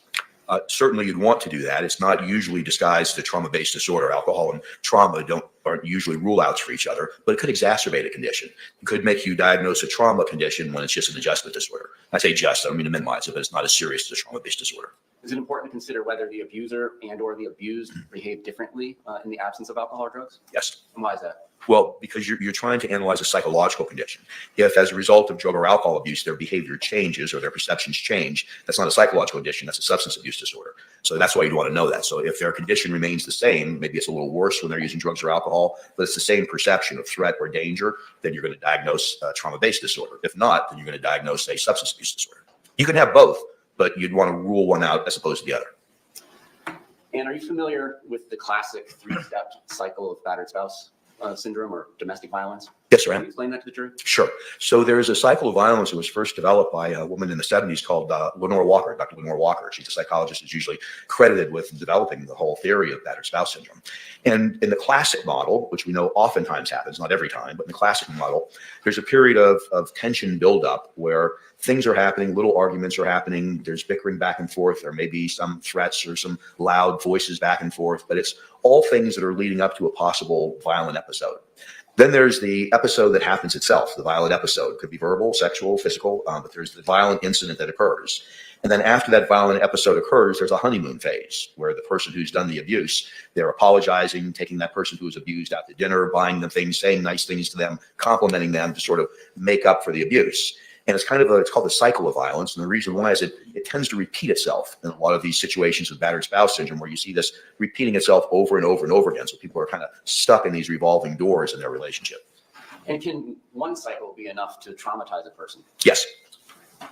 Does this trauma necessarily have to be coming from a man to a woman? No. And in fact, as times have changed, language has changed. And so when we keep referring to it as battered woman syndrome in the courtroom today, what we're actually talking about now is battered spouse syndrome or even intimate partner violence. Yes, I mean, interpartner violence can happen outside of legal settings, but it's really a kind of the large over grouping, if you will, to be able to talk about all of these other things that can happen as a result, like trauma-based disorders and battered spouse syndrome. And you're right. The later research has kind of pulled us away from thinking this only happens to women in heterosexual relationships. We know now there's all sorts of derivations, and that men can suffer also from battered spouse syndrome, battered person syndrome, homosexual couples. So we know it goes around to everybody, but still, women are more often Even the diagnosed gays with battered get it. spouse syndrome than anybody else. Does the trauma have to come in the form of physical violence? No, sir. Does it have to come in the form of sexual violence? No, sir. Can it come in the form of emotional or mental violence? Yes, sir. And Can it would come from examples of violent that include violence? such as running the partner down and telling them that they're no good, and just general insulting and lowering their value? It could. Remember, that's a stimulus, so it would depend on how the person who's receiving that responds to it as to whether or not it becomes traumatic. But yes, sir, that'd be the first red flag you'd want to investigate. And you mentioned isolation before. So if somebody in a hypothetical intimate partner setting is trying to isolate the partner from his or her family members or friends or coworkers, can that be, and I'm not saying necessarily, can that be indications of intimate partner violence that could lead to battered spouse syndrome? So sure, that'd be an example of coercive control. So if a person was doing that, that's consistent with that classification of battered person syndrome. Yes. And hypothetically, controlling another person, the intimate partner's personal property or effects, such as a birth certificate or identification papers, can that be indication of emotional trauma towards the partner who is lacking control over those identification papers?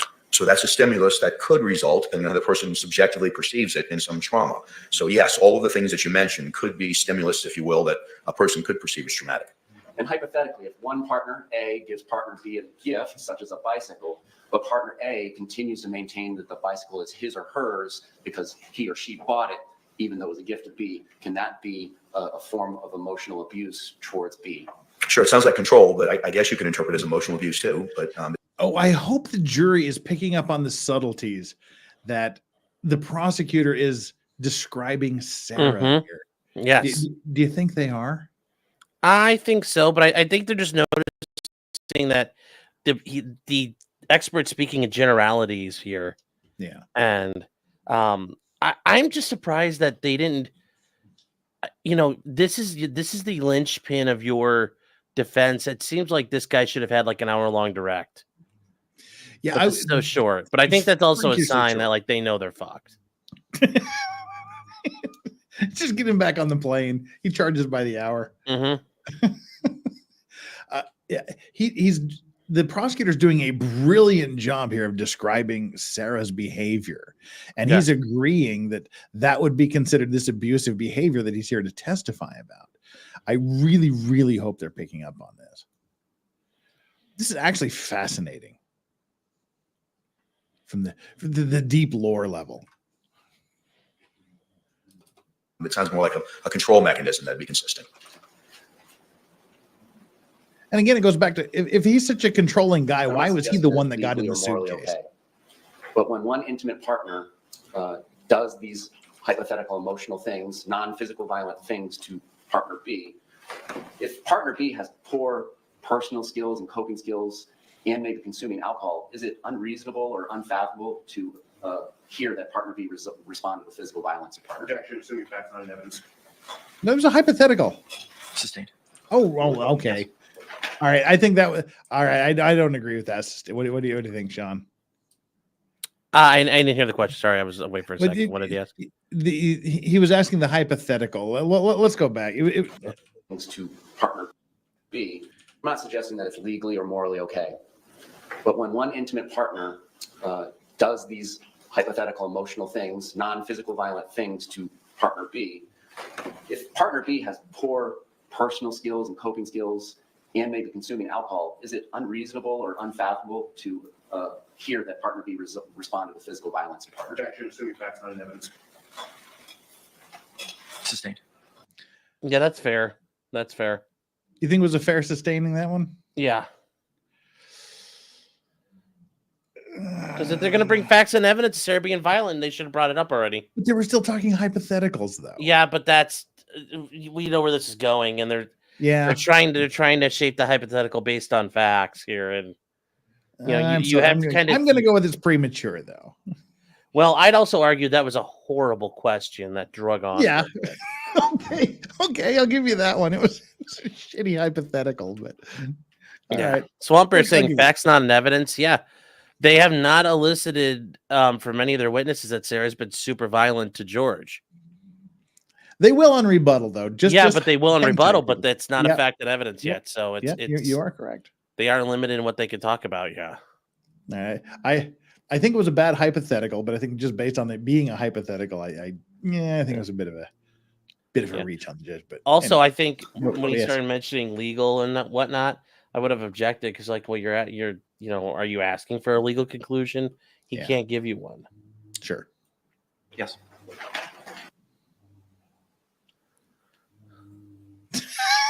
Eddie B says, defer to Sean. His legal mind is larger Yeah. than his Jimmy John sandwich. Yeah, I mean, like, I understand the idea here, and you're bringing up, well, like, let's say this person did X, Y, and Z. Yeah, I get it, but I'm just like, I don't know if that's the proper way to have it set there. Yeah, it was a bad question. King Bob says, watch Jeff Dunham. Don't watch this video. He's in a suitcase at the end. Wait, I've got a sound clip for that one. And Jinver, Dr. Shannon Muffins Curry for rebuttal. Yeah. I miss Dr. Muffins. We need Mom Yes, Muffins and back. After hearing argument of counsel, the objection is overruled. So may I respond to that? If you remember the question, Yeah. please go ahead. So it would increase the probability of physical violence. So if those things, in fact, were perceived as threatening or abusive in any way or insulting to the person who they were directed towards, it would increase the probability of physical violence. And then again, the perceptions are all in the eye of the beholder, whether emotional things that are said to one another or physical things are done to one another, whether the recipient of that behavior views it as trauma is a subjective decision by that person. Right? Yes, the perception is the impact. So that's how you would know that it's just, water off a duck's back, or is it something that kind of sticks with me and I think about it all the time? Now, you mentioned earlier anxiety, low self-esteem, and depression can all be components of battered spouse syndrome, correct? Right. Is it important? Weird. as I the suffer from evaluator battered to spouse syndrome and I don't rule even out have whether or one. not these conditions predated the violent or abusive relationship? Yes. And why is that? Well, because where things start is important diagnostically. So if all of those things are in place, all of the symptoms that were just mentioned are in place, then you wouldn't attribute those to the abuse. You'd say those things were pre-existing. Now, abuse could make it worse, but in terms of your diagnosis, you'd need to know where things started. So if those symptoms didn't start at the time where there was abuse that was alleged to have occurred, then it's unlikely that it's attributed to that abuse. And independent of any narcissistic personality disorder traits, would you agree that anybody in a certain legal setting has a motivation to present themselves in a certain way? Yes, to do impression management, either depending on the outcome. So if there's punitive sanctions, they may lie to make themselves look worse, or as a result, if they're in other settings, like divorce settings, they may lie to make themselves look better. So there's always some impression management you have to kind of look through in your evaluation. And that's important for an evaluation. It should be looked at in every evaluation. Thank you. Yes, sir. Any redirect examination? Just want one more time, in response to the state's questioning, you indicated that where an individual's credibility may be in question, there is necessity that the individual who's making the assessment do corroborate whatever they're being told. Is that correct? Yes, sir. In a number of different ways. We have psychological tests that assess for things called malingering or faking mental health problems or difficulties. So you'd want to do that. You'd want to look at other evidence to see if it's all consistent. So it's very important you don't just rely on self-report. It's possible that an individual may exhibit one or two attributes of a particular DSM diagnosis, but not actually qualify because it's simply not there. Right, sure. So sometimes like social isolation can be because we're introverted, or it could be part of depression. So you need to kind of follow it out and see how many of the symptoms are there to see whether or not it meets I like the that. criteria. That's always where the court reporter sits. Very, very close to the witness so they can hear them. Because I don't Yes. need all of those, or a significant number of the indicators that you would rely upon to make that diagnosis. Yes, or it can be situationally based, like we may display narcissistic features here in a courtroom, but may not do that in any other part of our life. Now, in your experience, have you determined, learned, either through your studies, experience, and so on, whether or not the abusive behavior may begin based upon an individual's perception of things occurring to him as a child or her as a child? In other words, if they grow up in an abusive household, Okay, I understand. Sustained. you've indicated that there are things that I think in response to the state's cross-examination, that there are things that may add to or may contribute to a particular psychosis or symptom. Would an individual's background as a child include those type of criteria? Yes. You're more vulnerable to certain psychological conditions based on your history. So if you've been traumatized before, or bad situations have happened to you before, if you've suffered from depression before, it makes you more vulnerable to those conditions or other conditions later on. Finally, one question or one symptom that we haven't discussed, I don't think, or maybe it was discussed by the state, was learned helplessness. What is that? Learned helplessness, I've really spoken about it a little bit, but now we have the fancy term for it. Learned helplessness was really researched by someone named Seligson, a doctor named Seligson, psychologist, research psychologist. And just real briefly, what it is, it's when someone kind of gives up and feels like there's nothing that they can do to change their situation. It was originally done with laboratory animals, but where a person really feels that no matter what strategy they've taken, like leave, stay, fight, whatever it might be, it won't work. It usually leads to depression or developments of other strategies, like I have to appease or please or make sure I do everything correctly or apologize. So it's really believing that no matter what you do, it won't be effective. Doctor, thank you for your testimony. Thank you for traveling up here from Miami so early in the morning. No problem at all. And to rest. Thank you, sir. You can be excused. Thank you, Your Honor. All right, what's next? They're going to confer, and we're going to skip on ahead. Any comments? That was it. That was interesting. If I got to keep telling you, please. I thought they were gonna try to figure out ways to really. Well, I mean, once again, they're just poking holes. Like, I mean, the prosecutors just getting their little jabs in and just kind of keep going there. I mean, they're avoiding. I don't know. That wasn't. I mean, they don't have to deliver knockout blows. That video is a knockout blow, and Yeah, they're just going to show that video again and again and again. yeah, exactly. And I think that's the big risk that they took. If they go with that battered spouse defense, they're essentially saying, yeah, she intended to kill him, but Or she had a intended reason to hurt him at some point, and it got a lot from there. All right. So- Well, we are now only 7 minutes behind. We're catching. So that up. was direct and cross, Corn Pope. That guy's done. He's on to stand. We get to see who's Yeah. coming up next. We got Daenerys Targaryen standing up here for some reason. Defense. James Owen for Sarah. County Henderson for Sarah Boone. County Sarah Boone. All right, Ms. Boone is still seated at counsel's table. Yes, Mr. Robbins. Judge, we had several late witnesses that were scheduled. What was that?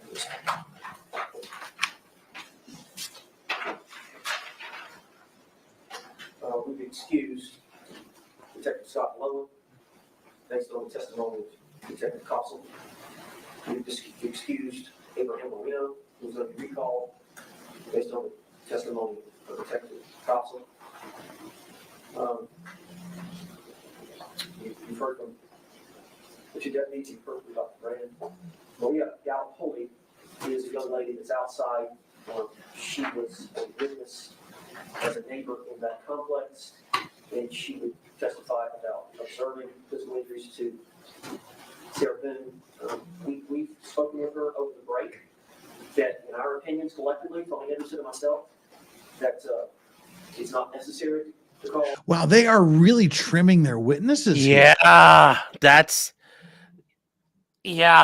They're To me, that indicates they know they're fucked. Well, yeah, but you heard her that said based off Detective Copsel, Yeah, they're trimming it down. It's like, boy. Wow. Yeah, normally you do this when you're winning or you're really, really losing. And this is the really, really losing. Yeah, they're not. This is not done out of a position of strength. Also, No. Jeff, do you have the volume booster on? I don't. Oh, boost that up for a minute, see if we can hear him. Other evidence of injuries. There was disagreement about that, but I believe that Ms. Boone is now in agreement that we're not going to call Ms. Gallipoly. So that leaves now calling the Orange County Sheriff's Department phone extraction expert. Mr. Wadden. Yes, back to the stand, and we've got two short videos. These are the short videos relating to George Torres with the bat and then striking the TV. They're less than a minute apiece. It's going to help you guys. Okay, so they're going to show a couple of videos of George wailing on the TV with a bat. Yes, that's not going to do. Because that was years ago. Yeah, well, What are you doing? I just think it's like the Big Lebowski car scene where they start beating the shit out of the Porsche. Out front. The nihilists. No, when they have the kids' homework. Oh, okay. Oh, yeah. Like, this would have the people fuck around. Yeah. Just like wailing on the red one. Yeah, okay. Yeah, and it's just, Yeah. That's because we excused so many witnesses. That's our last witness, so we're gonna be done here in probably 11:15. Holy shit. Yesterday, they said they were going to be done on Friday. yeah, They're which about I to call interpreted to mean Monday, but he says they think they can be Yeah. done today. He just said this is their last goddamn witness. No Brian Boone? No Brian Boone. No hostile Brian Boone. They're taking a knee, chat. I don't know. Sarah does not seem that kind of downtrodden and not give up. Like, she seems engaged. I can't imagine how they convinced her to do this. This judge is going to be thrilled. He's like, I'm going to get some golfing in. Wow. And meanwhile, all of us YouTubers are going, holy shit, what are we going to talk about from next week? Yeah. Boosh, you're right. Brian can't help them, but does Sarah understand that? Well, I think they would have brought Brian on to testify that she's complained about George before, Yeah. and He's heard seen about her this. all beat up, and Brian's like, I don't give a fuck. I'm divorced from you. Take my alimony problem. check and get fucked. Oh no! Wow, Yeah. this is wild. Yeah. Oh no, that's what Brian would say. He's like, oh no, Oh, yeah. that's so sad. I'm so sorry to hear that. Womp womp womp. Get the fuck away from me. Damn. And then, Yeah, they're But Miss done. Walker is supposed to be here at 1 o'clock? that's correct. Okay, all right. And then, I haven't had a chance to meet with Dr. Harper, but I'm going to meet with her at lunch over next door. And we anticipate Dr. Harper this afternoon. Are they going to take an early lunch? And then we may be really close to ending the defense's case. Okay, great. Thank you for letting me know that. We're gonna have a gap here. Okay, so We got one more witness and then Dr. Harper. Okay. So that Wow. sounds like they got like one lay witness or something, and then Dr. Harper will be their final witness to testify. Oh, she's Yeah. a battered spouse. Yeah. Early lunch. Well, yeah. Long lunch. that may, What was that, Sean? I said, wow. Oh, well, if you're saying that your presentation with Ms. Wadden is 15 minutes, I don't know what the cross is going to be. It may be de minimis, or you may be saving her for rebuttal. I don't know. Mr. J or Mr. Cacciatore, as it relates to Ms. Wadden, CSI Tech, you're not calling her in rebuttal? During her trial testimony, during our case in chief, he said it was in rebuttal. Okay, awesome. So what we can do is we can proceed with Ms. Wadden, and we can just take an early lunch and ask them to be back here maybe 12:50. So that way, if we have any issues, we can address them before we start at 1 o'clock. Ms. Boone, you were sworn this morning. I just got a couple of things to go over with you. There was a list of witnesses that was provided to the court last night and again this morning as potential witnesses that may be called in your defense. One of those witnesses was Maria Gallipoli. Your lawyers have advised that they may not be calling that person as a witness in this case. Do you understand that? I do. And again, similar to other conversations we've had, I don't want to go into any specifics of any conversations that you've had with any of your lawyers, just whether or not you've had them. Have you had conversations with your lawyers about calling Miss Gallipoli as a witness? Yes. Have you had conversations with your attorneys about why they are deciding not to call her as a witness? Yes. And similar to what we discussed yesterday, do you understand that your attorneys make the trial strategy decisions, including what witnesses to call or not to call? Yes. Okay. Are you still satisfied with their representation of you in this matter? Yes. And are you still on board with the strategy that has been employed in your defense? Yes. Are you in agreement with the strategy not to call Ms. Gallipoli as a witness in this case? I am. Okay. All right. Thank you very much, ma'am. Then let's go ahead and bring our jury back in, and we can call Ms. Uwad and go from there. Mr. Lane, can you excuse Ms. Gallipoli? All right. Thank you very much. Let's go ahead and stand and bring back in our panel. I assume they just went through you're on board with all this, right, Sarah? And you said yes. Mr. Owens, how do you spell Gallipoli? What I have, Gallipoli.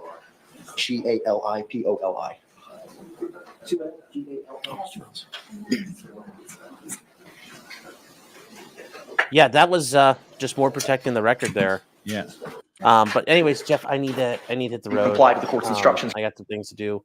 Ah, boo. Yeah, I'll guys. Like I said, I'll be starting this up around 2 p.m.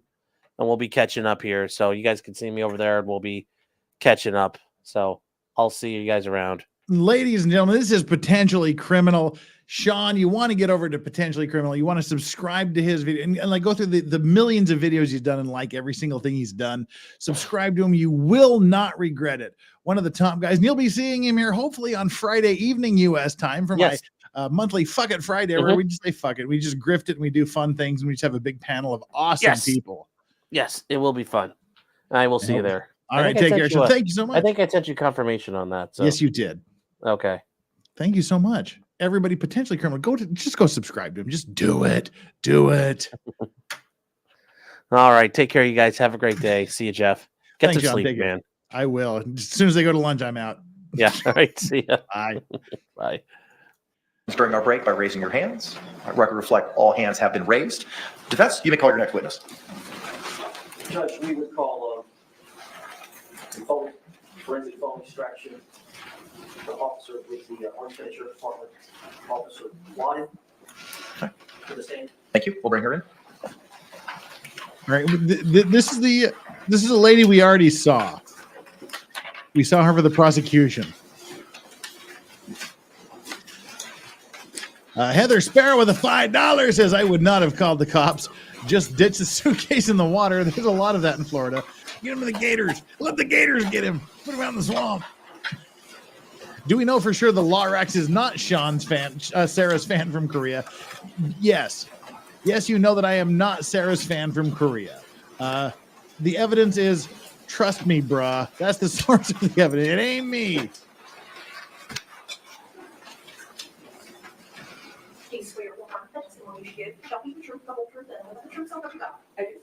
Good morning, ma'am. Could you state and spell your name for the record for us?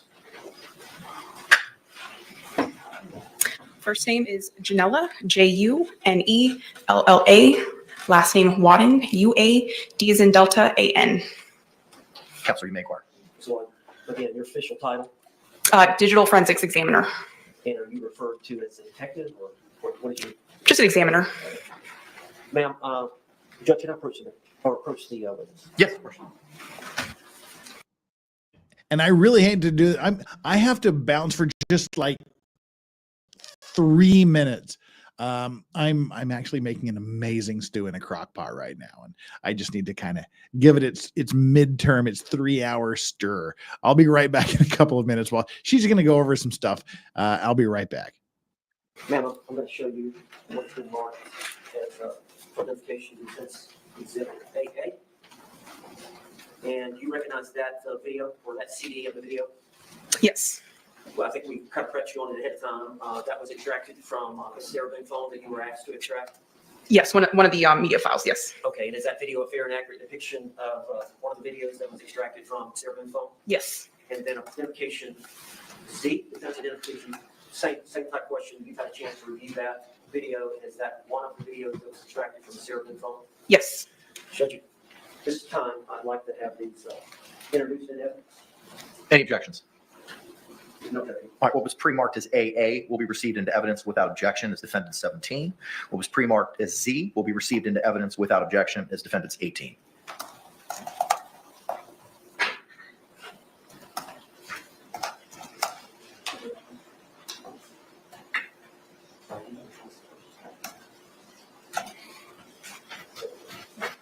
We're going to play exhibit 17 first. You may proceed. And is there a volume? Judge, you have control of volume? Volume is on.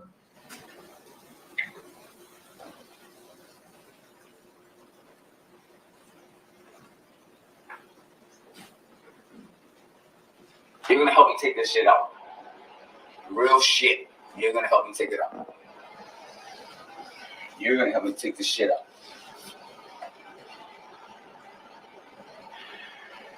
As bad as I want to.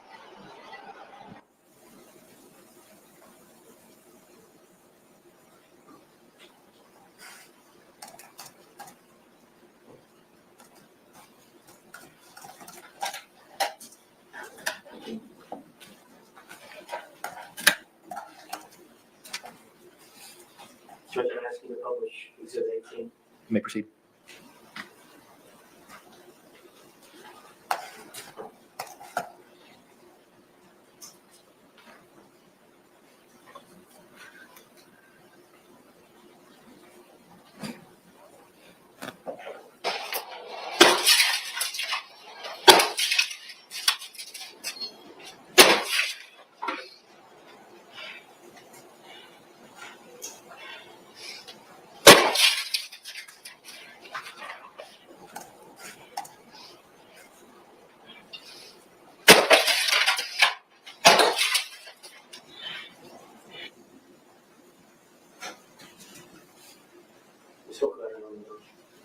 Say again, sir. You spoke about your voting. Yes, understood. They're tendering no problems. All right, thank you very much. All right. This witness can't be released, correct? State. Yes, sir. Thank you. All right, can the parties approach momentarily, please?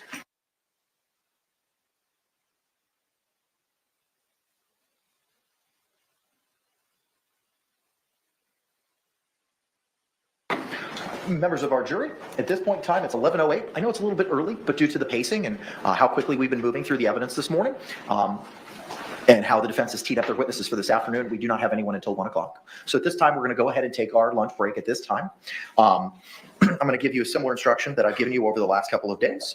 Jurors, you must not conduct any investigation on your own. This includes reading newspapers, watching television, or using a computer, cell phone, the internet, any electronic device, or any other means at all to get information related to this case or the people and places involved in this case. This applies whether you are in the courthouse, at home, or anywhere else. You must not visit places mentioned in the trial or use the internet to look at maps or pictures to see any place discussed during the trial. Jurors do not watch local news or read local newspapers. Jurors must not have discussions of any sort with friends, family members, or even your fellow jurors about the case or the people and places involved. So do not let anyone make comments to you or ask questions about the trial. I want to stress again that just as you must not talk about this case face-to-face, you must not talk about this case by using an electronic device. You must not use phones, computers, or other electronic devices to communicate. Do not send or accept any messages related to this case or your jury service. Do not discuss this case or ask for advice by any means at all, including posting information on an internet website, chat room, or blog. With that, members of the jury, I'm going to ask you to return here to 12 Alpha at 12:50, and we'll pick up shortly thereafter. Thank you so much for your service. All right. Well, I got here just in time, huh? What the? What did I miss?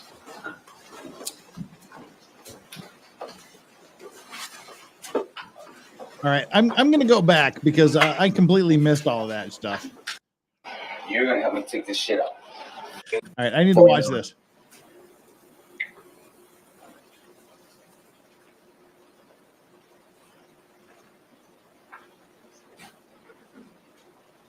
You're gonna help me take this shit out.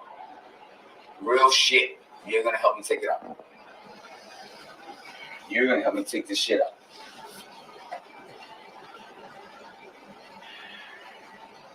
As I want to.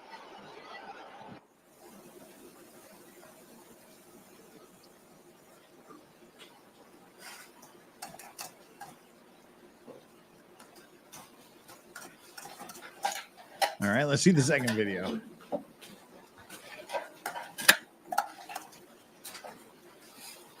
Judge, I'm asking you to publish Exhibit 18. You may proceed.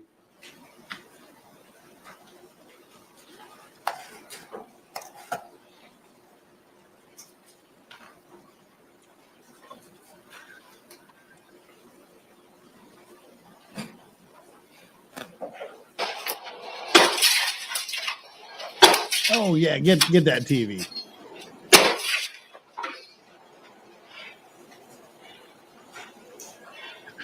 I like how it's all happening under a sign above his head that says laugh.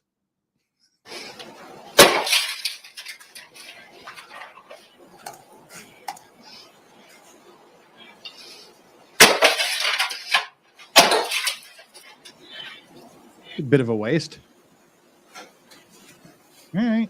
You spoke about it on the. Say again, sir. You spoke about it earlier. Yes, understood. They're tendering no problems. All right, thank you very much. All right, this witness can't be released. Okay, so he wails on appliances. How does that show that he wails on people?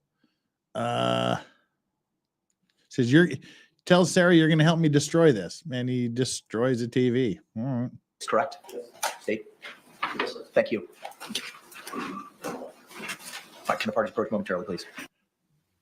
All right, they approach. So at this time, we're going to go ahead and take our lunch break at this time. All right. I'm going to give you a similar instruction that I've given you over the last couple of days. Jurors, you must not conduct any. Let's see if they talk about anything after the jury leaves. Bye, Sarah. Nope. To trust and knowledge today. All right. People, that is the end of day 4 morning, and it looks TV said PC load letter. The fuck is PC load letter? Wow.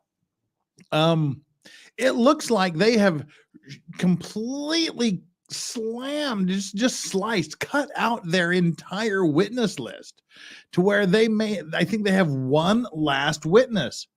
The battered spouse syndrome doctor. She'll be, as far as I understand it, their last witness. Sarah could have her verdict easily by Friday. We could be done with the Sarah Boone Suitcase murder trial by the end of Friday, people. That was actually rather unexpected. They just decided to peace out on the rest of their witnesses, except for their final witness. And I do not think, as Sean mentioned, that comes from a position of power. Yeah, I completely agree. They're just taking a knee on this and going, all right, let's just wrap it up. We're not going to add anything to this. She should have argued battered monitor syndrome. She would have won the case on that video. Yeah, but unfortunately, she's going to lose this case on her video. And again, we talked about it a little bit while potentially criminal was here. The last expert, Dr. Brennan. I think the prosecution did a marvelous job of describing Sarah and her behavior and her attitude and getting him to admit that is the abusive person in the relationship. But I hope the jury picked up on it, that he was describing Sarah's behavior, Sarah's actions, not George's.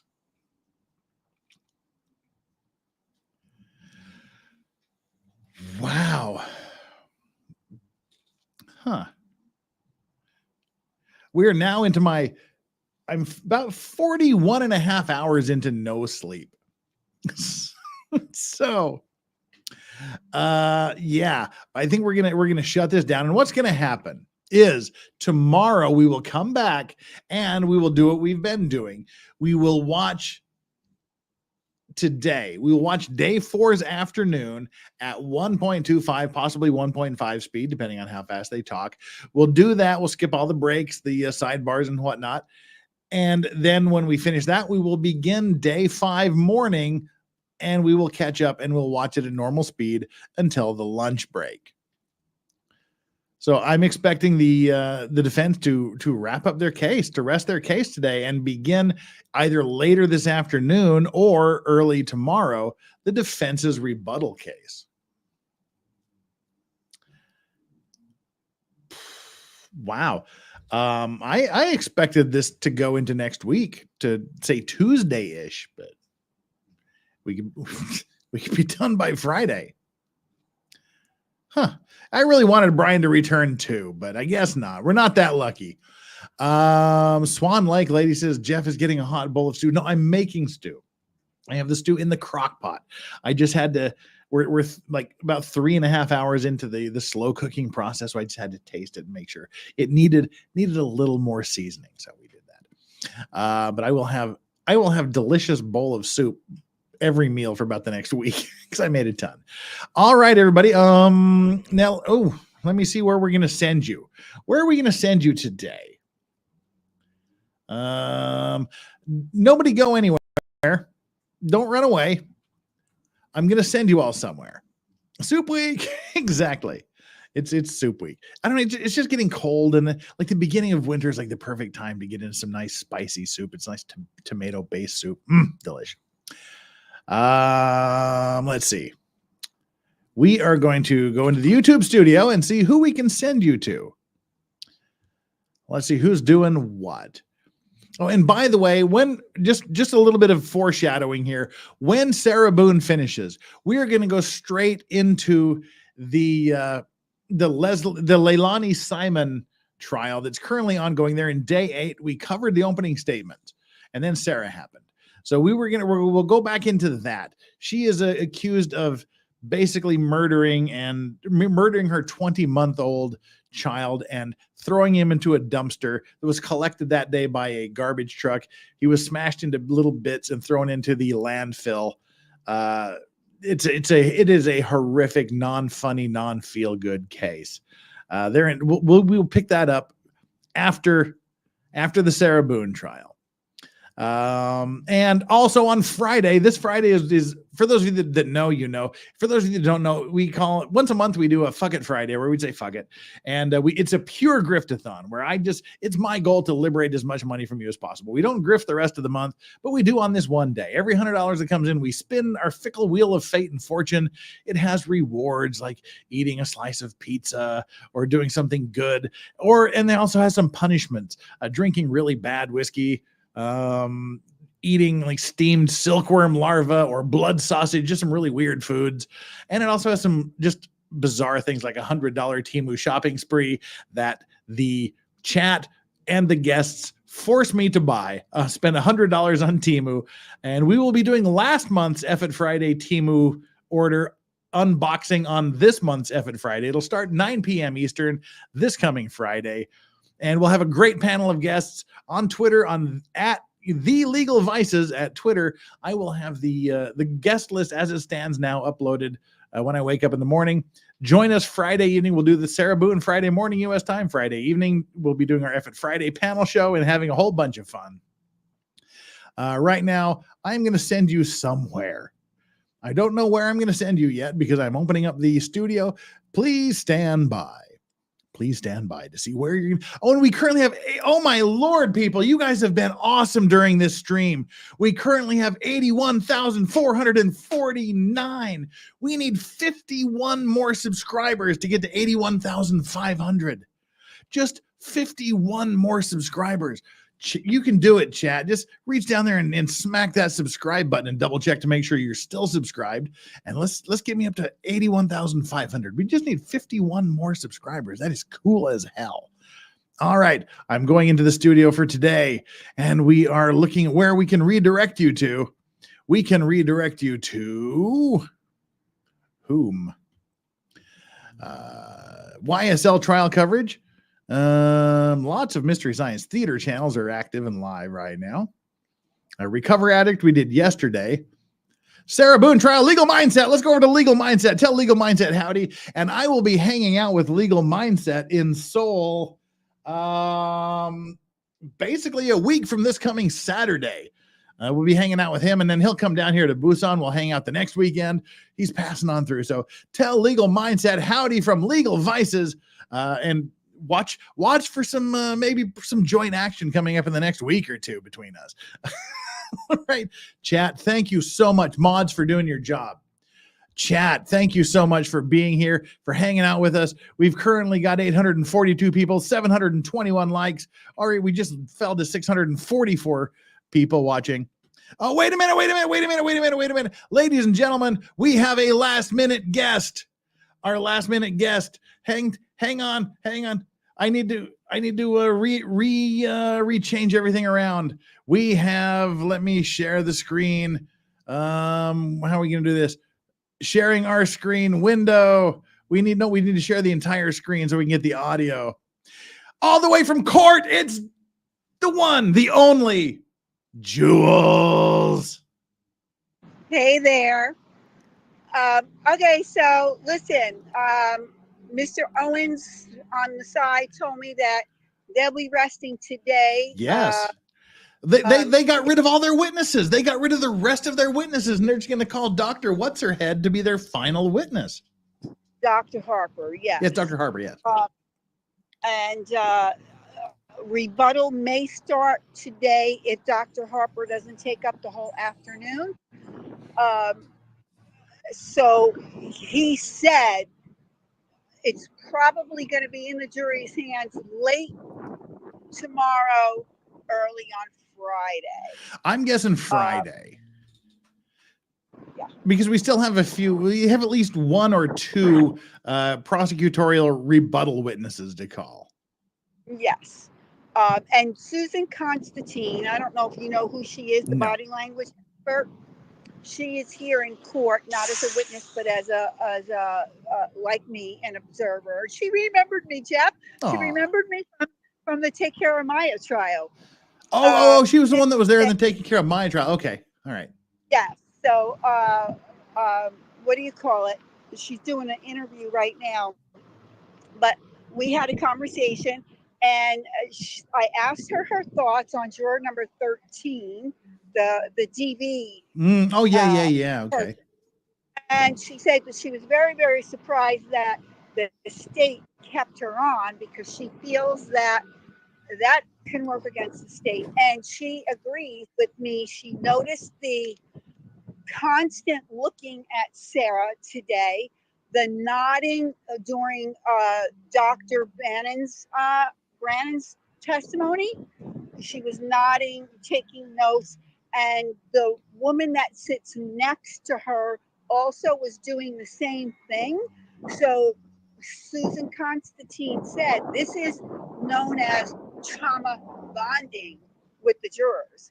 And so, you know. See, people were asking why would they ever put a DV person on the jury, and I'm thinking that it's because someone who has suffered from that can sniff out the bullshit and know, like Amber Heard style. They know when someone's bullshitting them.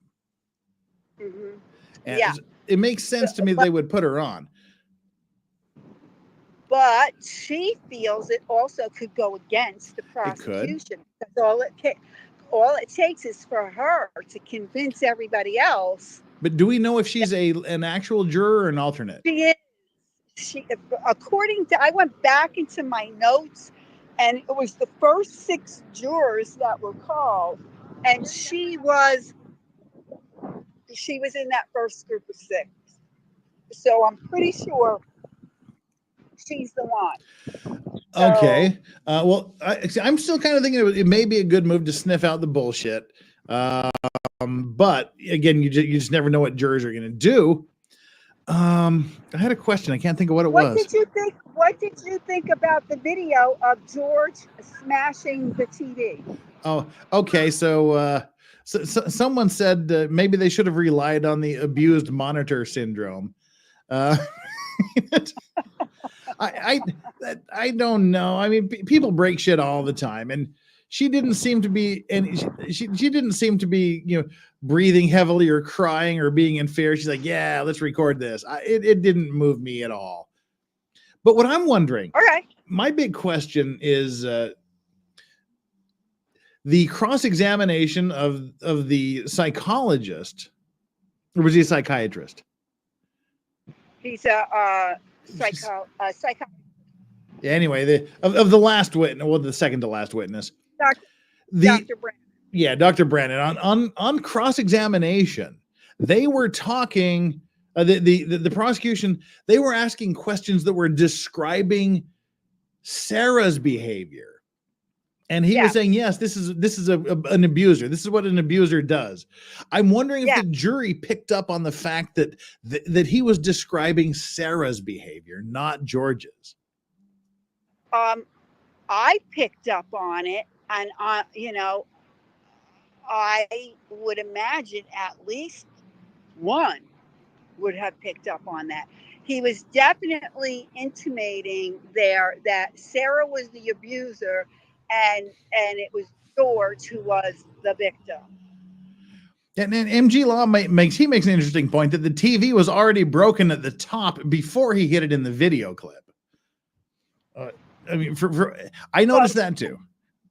Yes, I did notice that. I'm going to give her the benefit of the doubt and say, okay, the first time he hit it, she whipped out the camera. Do you think that was particularly moving or powerful for the defense? No, the only thing that it showed me was that when she testified to it and the still pictures were shown, because you didn't actually see him hitting it, it just verified what she said about him beating on the TV was true. But we don't know what happened to lead up to him doing that. Exactly. Oh, wait a minute. I've bumped you off the camera. What have I done? There we go. Sorry about that. Yeah, I know. This is interesting. I'm surprised that they trimmed their witness list like this. They just said, "Yeah, we're taking it." I mean, we were talking potentially criminal was on here. We were talking about that either happens from a position of strength or a position of weakness, where you just like you're either just.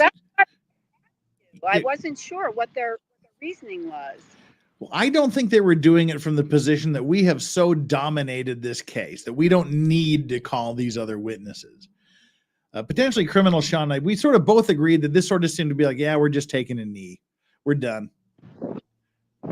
I know both sides. Both sides want to be over with. They want to be done. So it should be in the jury's hands on Friday. I was going to leave tomorrow, and everybody's don't go. Don't go, Jules. No. Don't go. So I don't know what to do, Jeff. You know what to do. You know what to do. I don't enjoy know. your weekend in Orange County. Yeah, right. All right, Jeff from Legal Vices. I am headed out to lunch. Get yourself some food. Yeah, and you'll be streaming the live feed tomorrow. Oh God, no! I am on. Let's see, what are we looking at here? It's 12:38 a.m. here.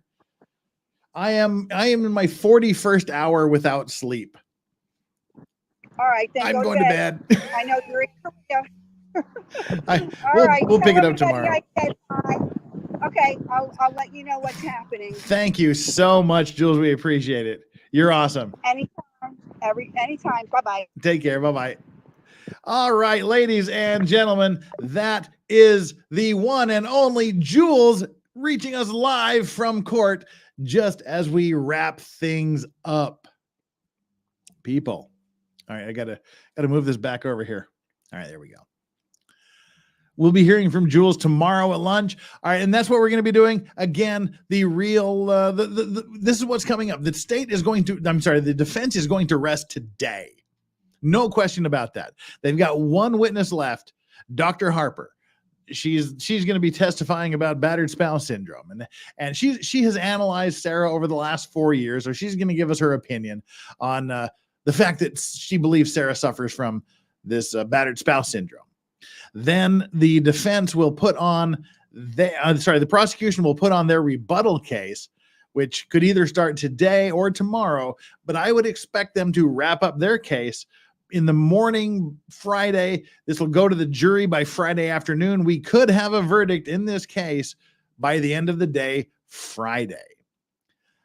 And also Friday evening U.S. time. And we're going to do what we did today. We're going to do that today and Friday. We will watch the afternoon session at an accelerated speed tomorrow. And once we're done with that, we will watch the morning session live and catch up with that. We'll do it again on Friday and be on verdict watch, I guess. Friday evening U.S. time, beginning at 9 p.m. Eastern, we'll have our F It Friday, where we just say F it and we grift. We have a great panel of guests. We have wild, wacky shenanigans, and I just try to grift as much money as possible. It's all in fun. We know what we're doing. It's just fun and games one day a month. And then beginning as soon as we can after the conclusion of the Sarah Boone trial, we will begin the Leilani Simon toddler murder case. That's what's coming up here on me. Mods, thank you so much for being here. Thank you for everything. Chat, you guys are freaking awesome. We've got 732 likes right now. We picked up a ton of subscriptions.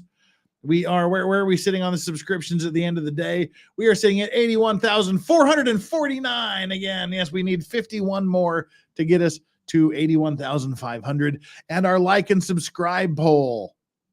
How did Sarah taking the stand affect her case? 19% of you said it helped her case. 31% of you said it neither hurt nor helped her case. But 50% of you, 1 out of every 2 of you, said you believe that it hurt her case. I'm somewhere between neither helped nor hurt or hurt her case. If I was forced to vote, I would probably vote for neither helped nor hurt. But thank you so much for the generous super chats, the ridiculously generous gifted memberships and the purchased memberships. And thank you to people in chat who just sat here and kept each other company, kept me company, talked amongst yourselves and had a good time. We will see you tomorrow at the same time, 8 a.m. Eastern, right here on Legal Vices. Let's head on over to Legal Mindset. Make sure you tell him Legal Vices said hi, and I will see him in Seoul next weekend. Take care, everybody. Peace. Oot, as they say in Canada. Bye.